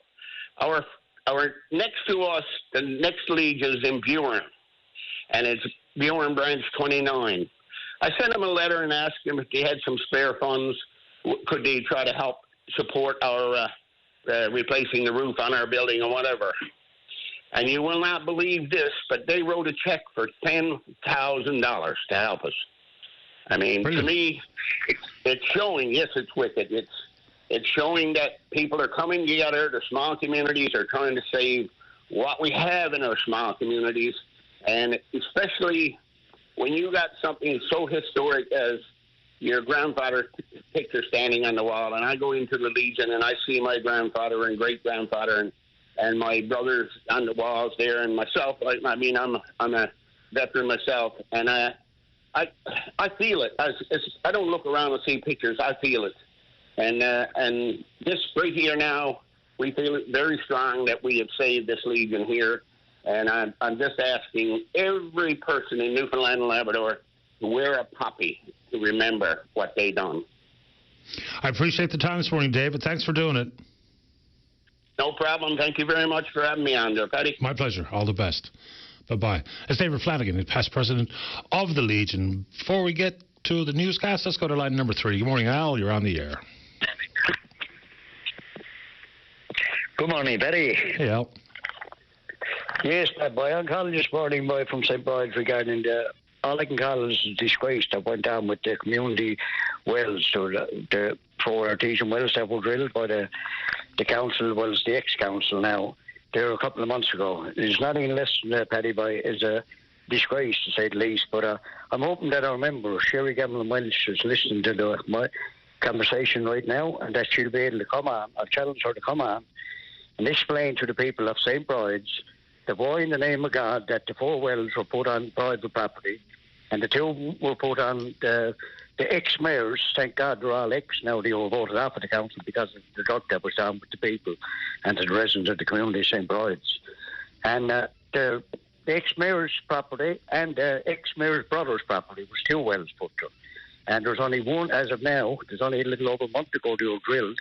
And there's only 3 wells any good now. And this is well number 1, Paddy, is 9 gallons per minute. Well number 2 is 25 gallons per minute.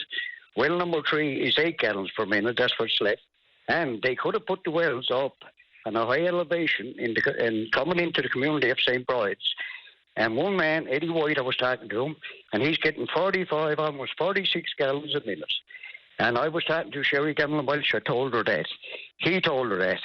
And she told us all, but Al, listen, you cannot, them wells, yes, they're getting good water. Mr. White's getting good water.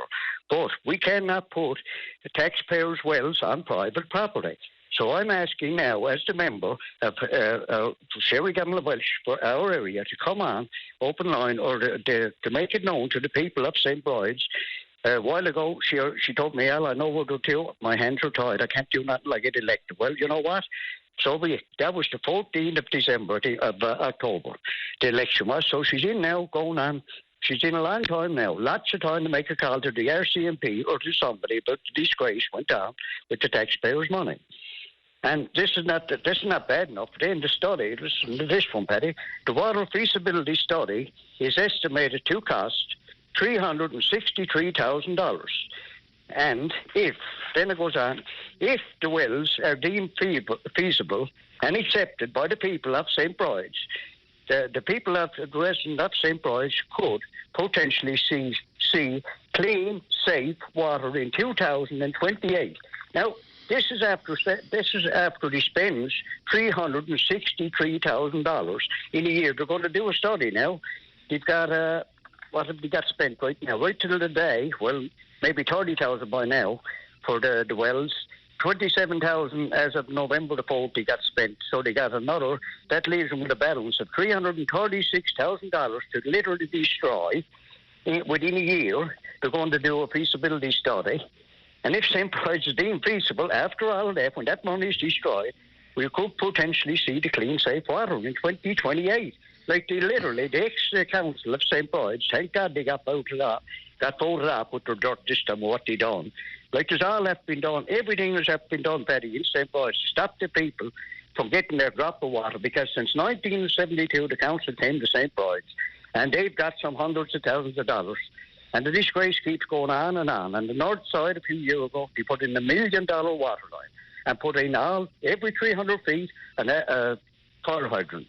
I put in 2 main, it was the main water line digger in Branch and Mary's Bay. They put in 2 jobs, 2 different ones. I worked on $1 million one on one side, and then we continued on with another $1 million line. And every 300 feet, I could not pass it. The engineer would be there, Al, you got to come back 10 feet. I'd say, what's going on here? What goes here? Another fire hydrant. But you know what? They put $1 million on the south side of St. Bride's water line and never put in 1 fire hydrant.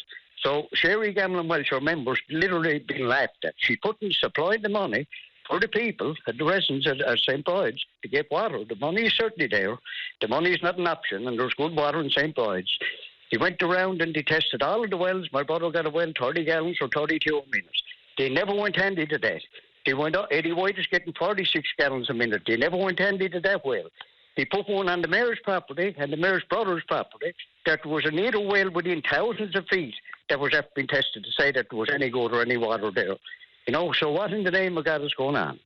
So it's time for Sherry Gamlin Wells to come clean with the people and get us on the go with them wells now, stop once and for all, and say, you know what, whatever it costs, let the councillors put the money back in the Community Council of St. Paul's for the disgrace that they done. Because either that she's all of a sudden it's right now. She told me when she was getting elected before, when she was going around campaigning in October, that it wasn't allowed. We cannot put taxpayers' money, wells on private property. So now they did. So is it right today because they done it, or is it that's all I'm asking her to come on and answer now?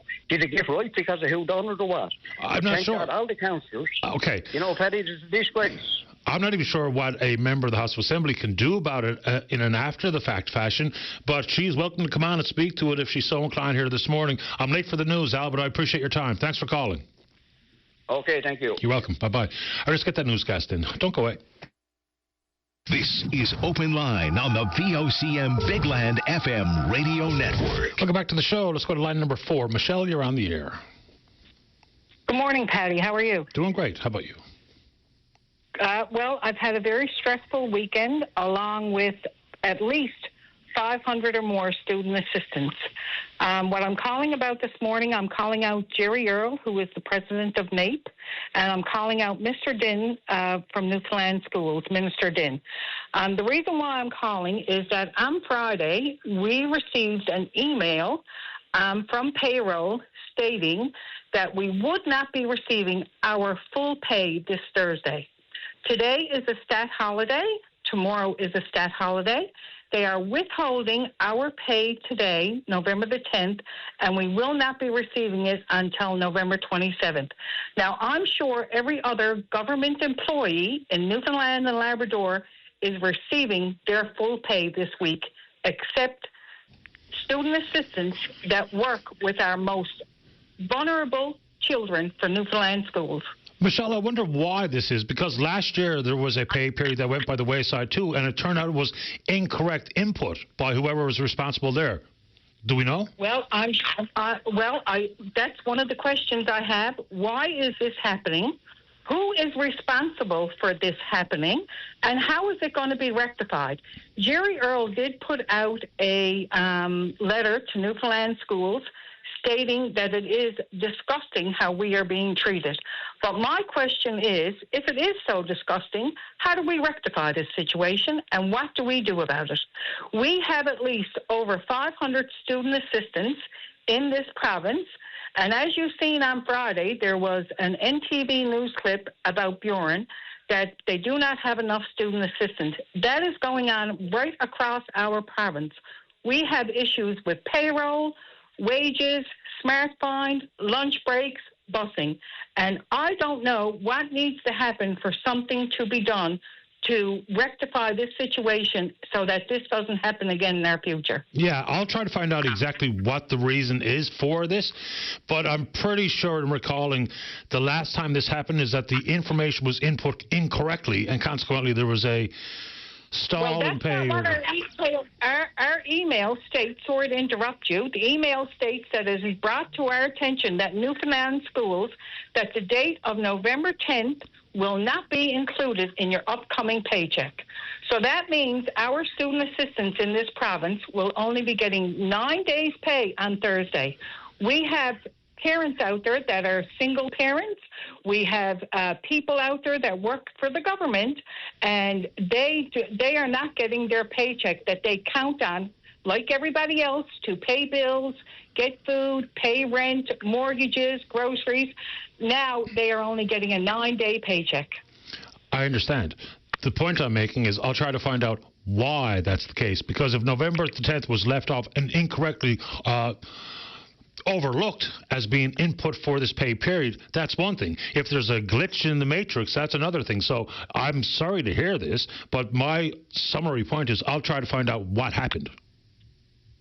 Absolutely, and I would like for you to do that, but I would also like for it to be rectified before Thursday so that we can get our 10-day pay that we justifiably deserve.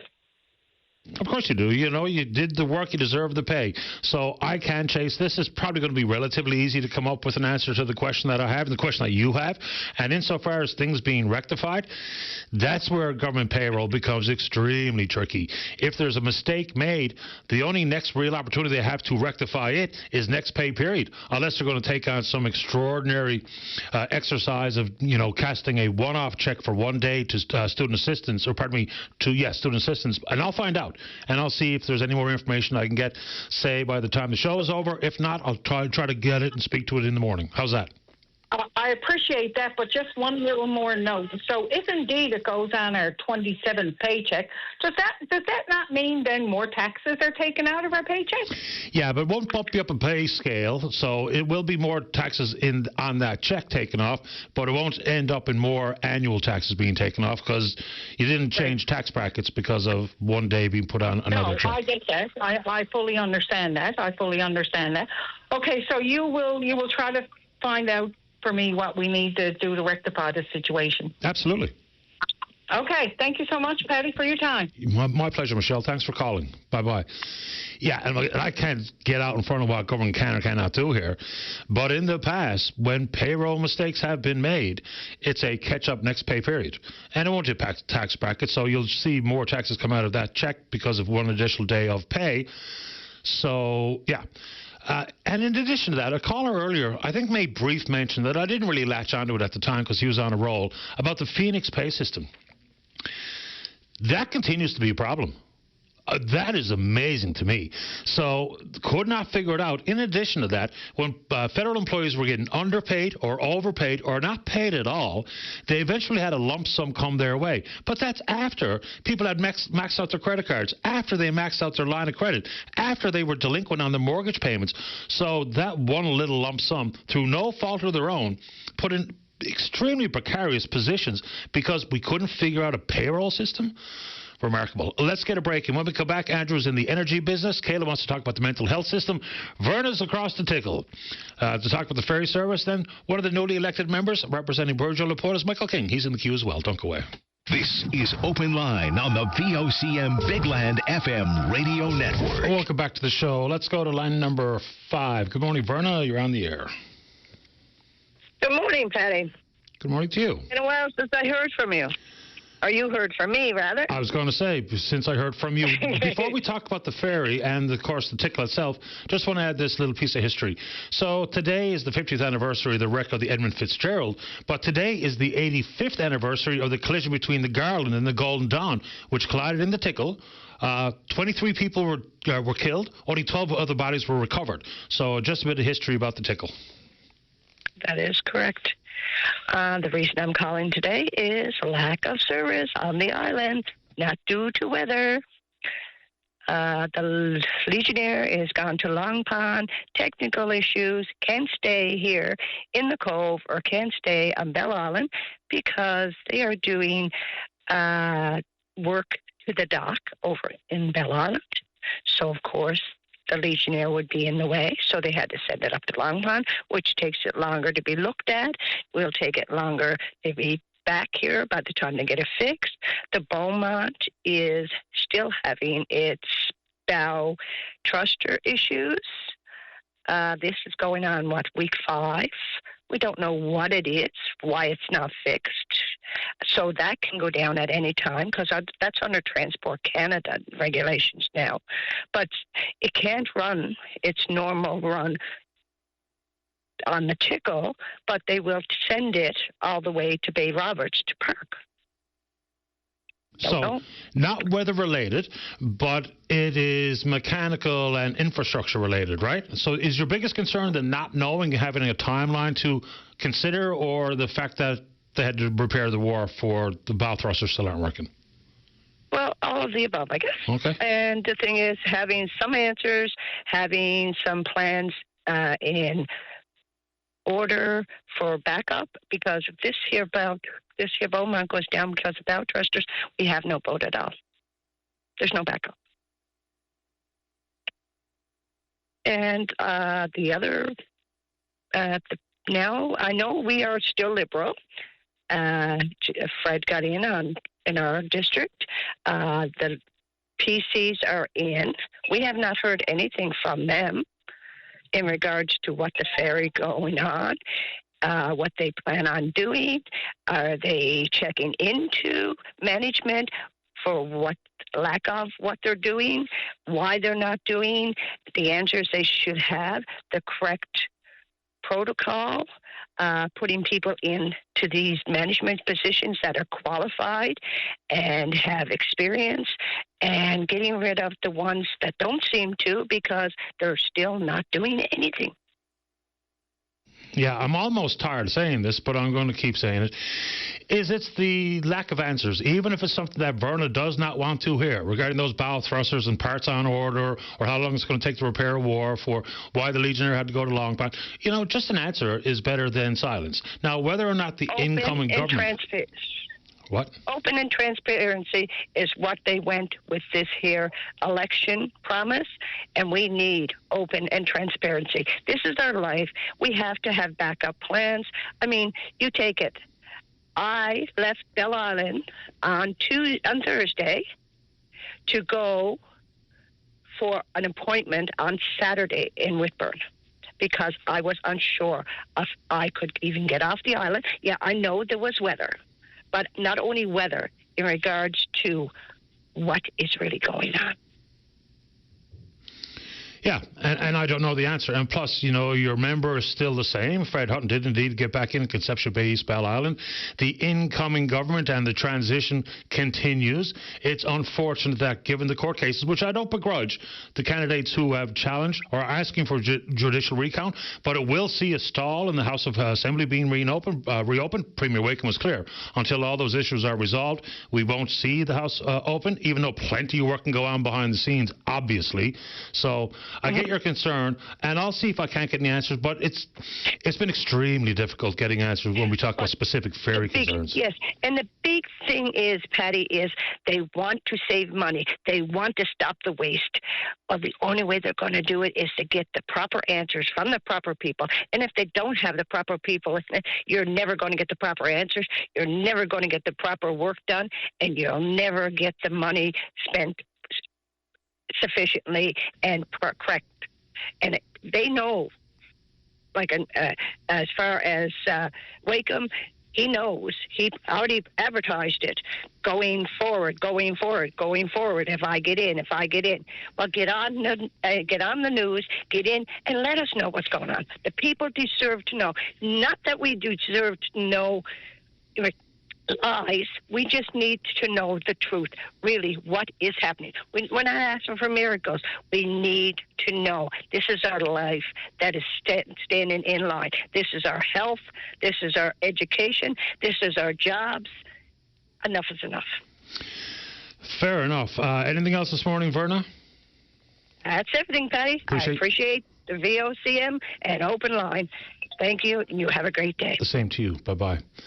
And, just very quickly, one of the campaign pledges made by now Premier Wakeham is to build 4 new ferries to service exactly what runs, and not entirely sure, and to build them here. It does beg a few questions. Because, look, I get in serious trouble whenever I mention this, but there are questions to be asked about the ongoing into the medium and long term, about the viability of some communities. And that's not to be mean-spirited, because even if you just look at the number of young families that are not in these communities, the economic opportunities for some communities that are not there, or they're being diminished over time. It is time for a legitimate, honest conversation about that. I'm not talking about forced relocation, because obviously it didn't work the last go-around, and the whole concept of regionalization and regional governments, that's gone by the wayside. Government doesn't have any appetite for that, although I can't say that. Maybe the Tories do, but the Liberals didn't, and it went by the wayside, so plenty to consider there. Let's go to line number 1. Kayla, you're on the air. Hi, Patty. How are you this morning? I'm okay. How about you? I'm okay. I wanted to talk about the mental health system. Okay.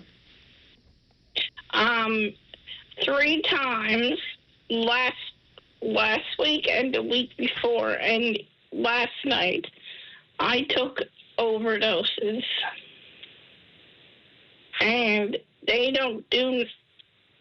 brought me into the health science, St. Clair's, and they don't do nothing. So, just a quick question. If it's too personal, don't answer. What have you been overdosing on, Kayla? My medications. Okay. And my medications and some of my mom's medications. Kayla, so you mentioned St. Clair's. Have you presented yourself to the new mental health and addictions facility? I'm going to go there today. Okay. So, and look, these are very tricky conversations. So if it's a purposeful overdose, are you having what people refer to as suicidal ideations? Are you thinking about hurting yourself, or has this been accidental, or what's happening, Kayla?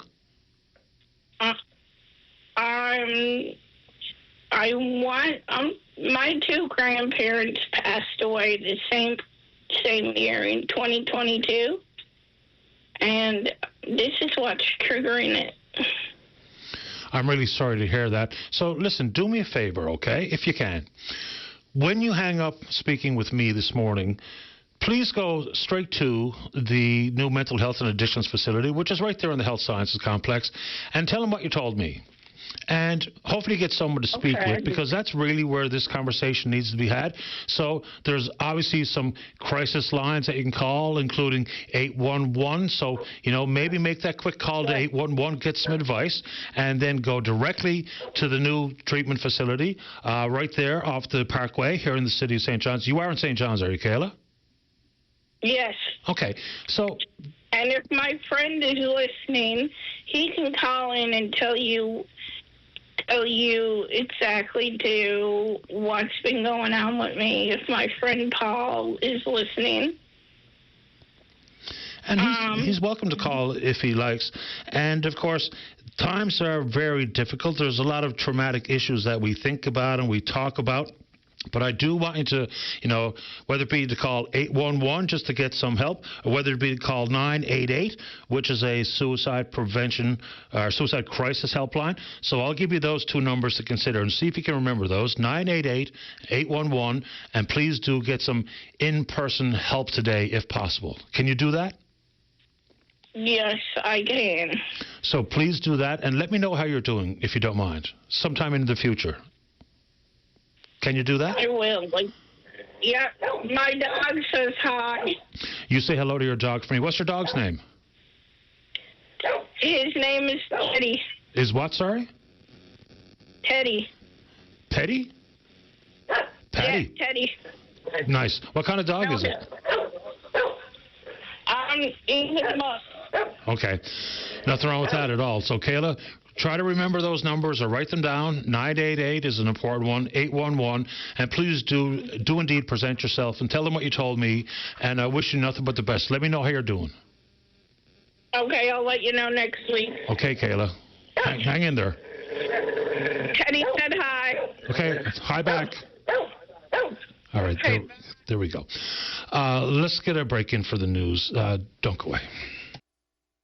This is Open Line on the VOCM Big Land FM radio network. Welcome back to the program.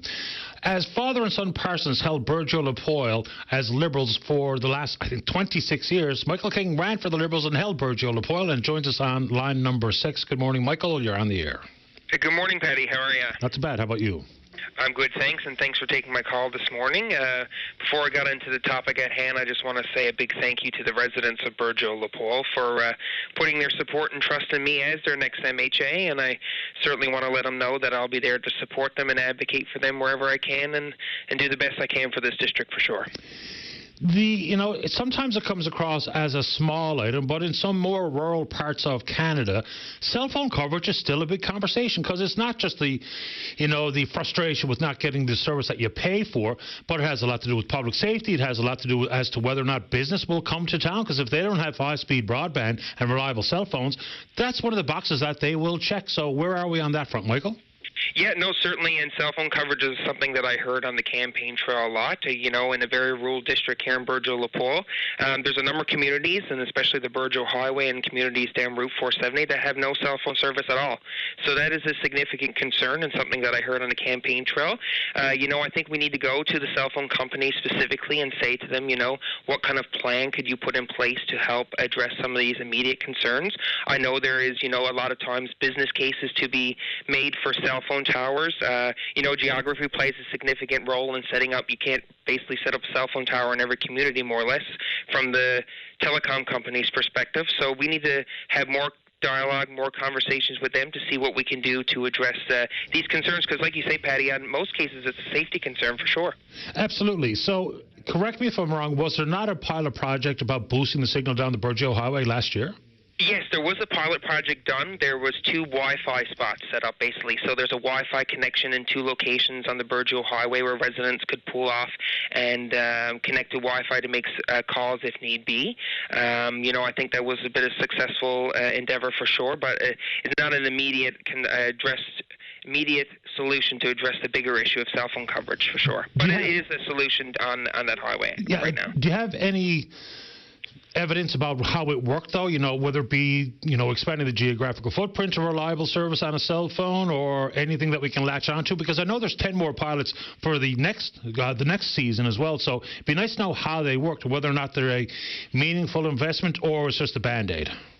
Yeah, I would like to be. It would be interesting to hear from government directly to see, and I would encourage them to continue on the pilot project because, like I said, I think over the summer I heard from residents directly that it did work, and especially visitors to the community enjoyed it as well, being able to connect if anything went on or just to touch base with family members. So I would like to see those numbers for sure to see exactly how it was the bigger picture of the pilot project. Yeah, I'd be curious to see it as well. And talk about public safety.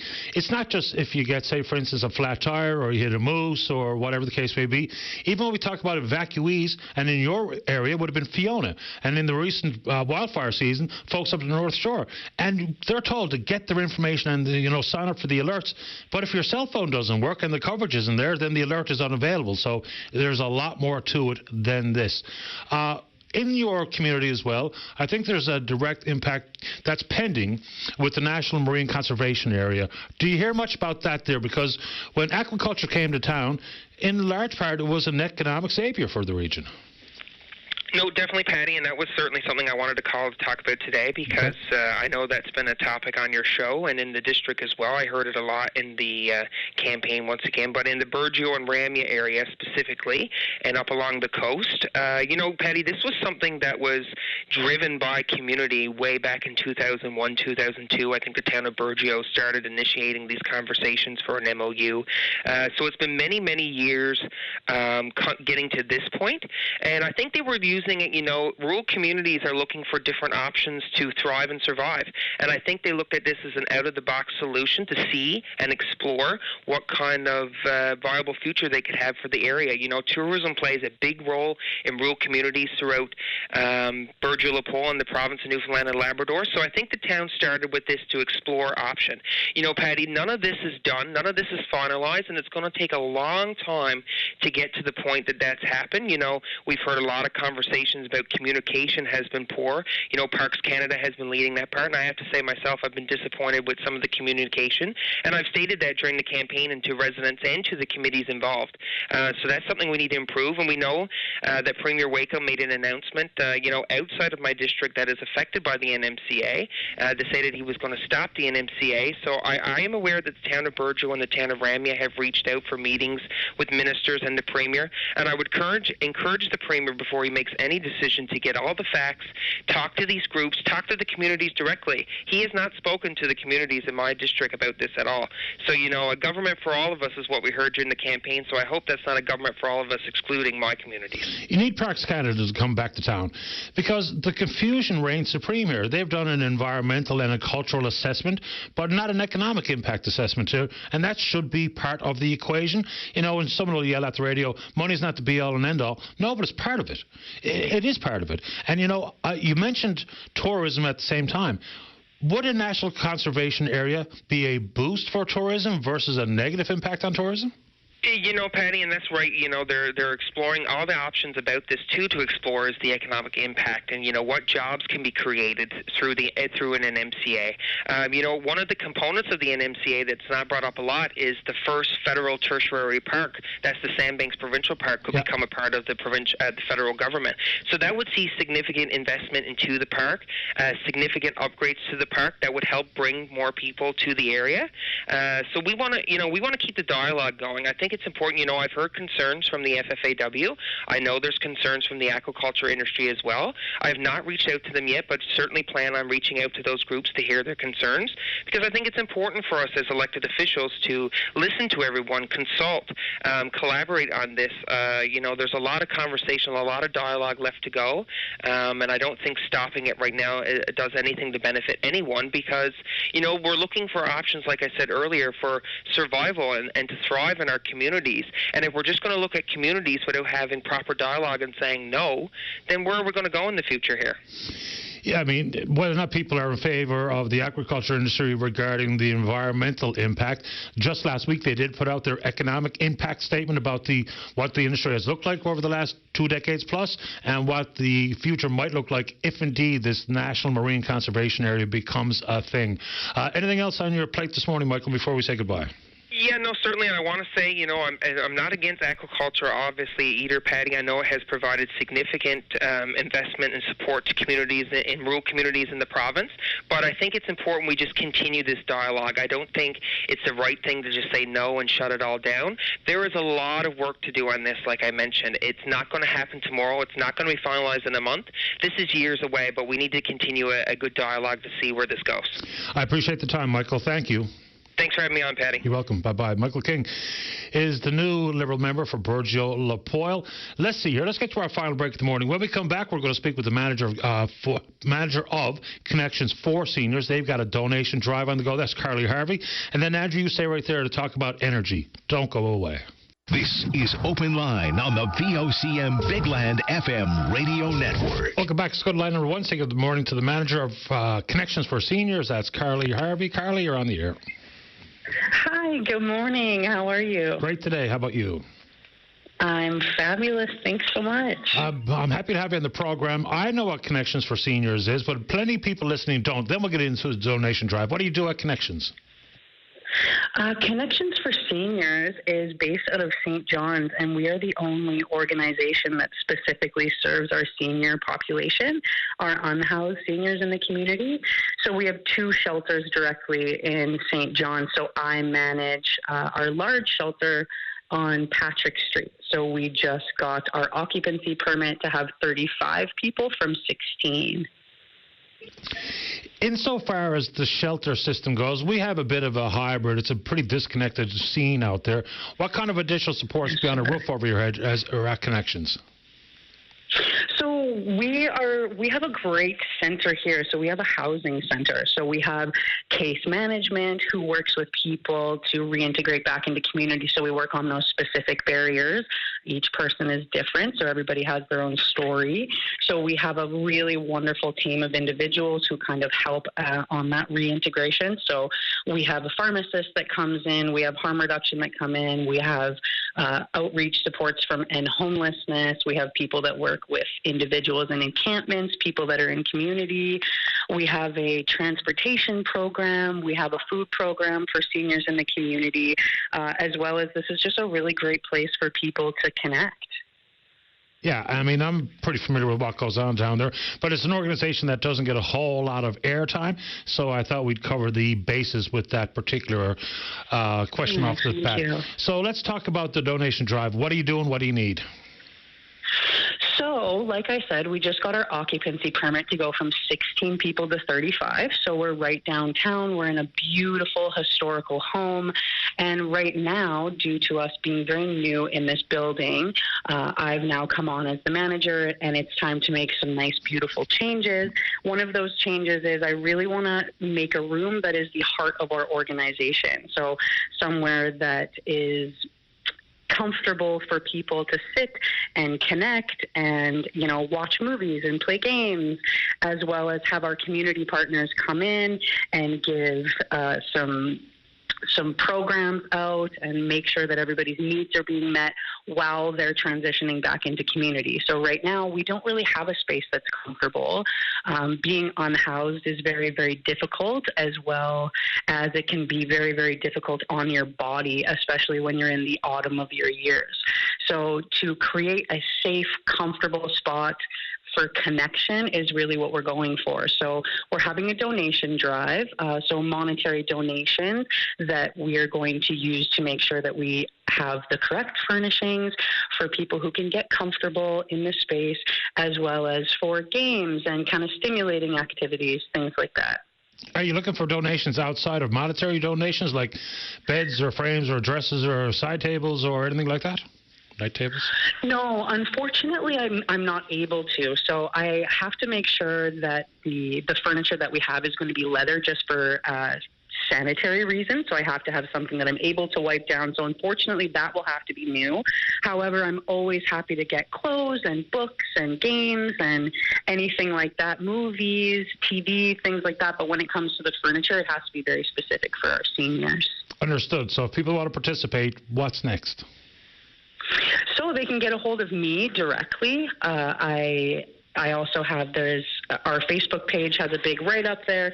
We also have a website, www.connectionsforseniors.ca. So there is a link there to make a donation, as well as they can contact me directly. My number is 709-986-2124. So if they want to bring donations down to Patrick Street, or if they want to call me and we can kind of work something out, we are open to anything. The community of St. John's has been unbelievable with anything that we've ever asked for. The community is always rearing to help, which has been a beautiful thing to see. So I'm very excited about this. And hopefully this donation drive goes well. I appreciate your time, Carly. Thank you. Thank you, Patty. You're welcome. Bye-bye. Carly Harvey, manager of Connections for Seniors. And you mentioned seniors housing. Just had a ribbon cutting for 32 units for affordable seniors living, Happy Valley Goose Bay. There's going to be a garden, so like a community garden for the seniors to grow their own food. There's apparently a healing forest garden walking trail that's going to be part of it. There was some pushback initially about the construction of those units, but thankfully they are now built and the residents are starting to flow in. Let's go to line number 2. Andrew, you're on the air. Hey, Patty. I've been listening for quite a while. You have a really complicated job. Some days. I just wanted to touch the subject of the MOU. And it's really frustrating hearing people badmouth Joey about what he did to get us the Churchill Falls contract with Quebec. In the early 60s, he actually sat down and asked a whole bunch of people, what are the questions I need to understand? And there were 2 questions. One is, what's the price of energy going to do? And what's the price of construction going to do? And he put 2 committees together, and they went out and researched this. And both of them started at 1911. And they produced a report that said the cost of electricity has been going down and down and down ever since 1911. And the cost of construction has been going up and up and up ever since 1911. And there was a point where those 2 lines cross, and it was like 4 years in the future where it would not be viable to build Churchill Falls. And when Quebec came along and said, hey, we'll do it,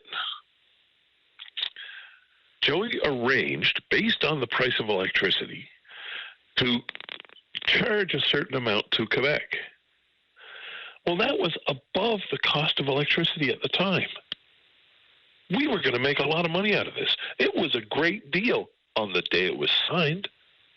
Now, it was locked in absolutely securely with one of the most secure constitutional contracts that had ever been written. Do you know who wrote that? Who? Patty? Who? That would be Clyde Wells. Right. The biggest impact on energy at that time, though, was the lack of foresight as to how high the price of a barrel of oil would climb. Well, what happened was the Arab oil embargo. Yeah. That was what changed the price of energy. Yeah. And so the cost of electricity soared for the consumer. But because the contract was locked in at a fixed value for Quebec, they had a great deal. But nobody knew that was going to be a great deal at the time. Joey didn't make a mistake. He did the right thing.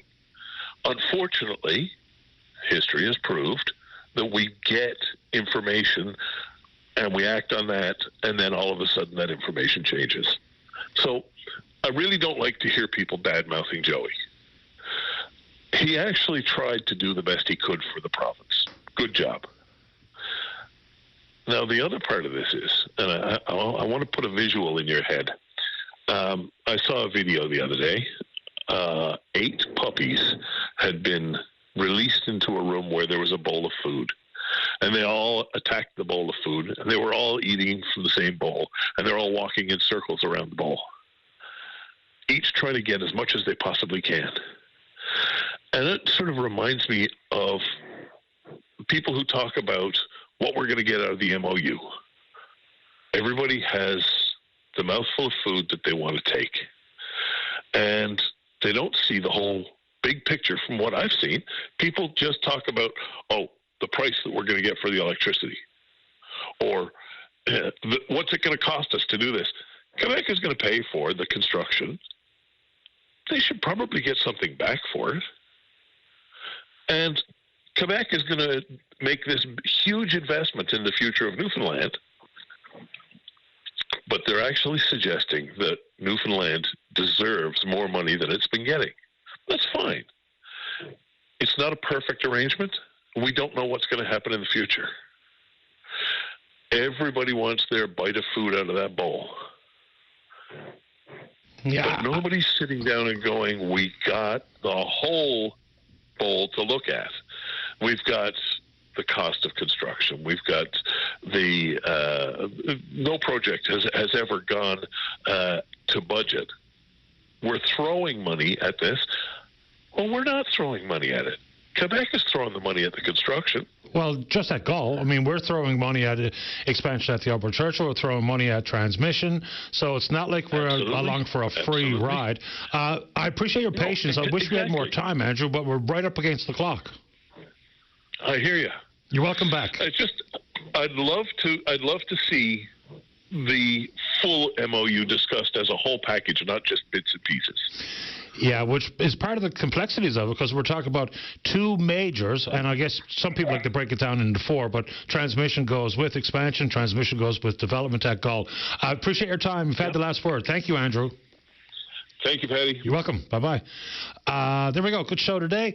Make sure you tune in tonight to We Stand on Guard once more from 7:30 to 9:30 right here on VOCM and Big Land FMs. Because you can make a donation to contribute to the Wildlife Relief Recovery Fund. Very good show today. Big thanks to all hands. We will indeed pick up this conversation again tomorrow morning right here on VOCM and Big Land FM. On behalf of the producer, Beth Fagan, I'm your host, Paddy Daly. Have yourself a safe, fun, happy day. We'll talk on Wednesday morning. Bye-bye.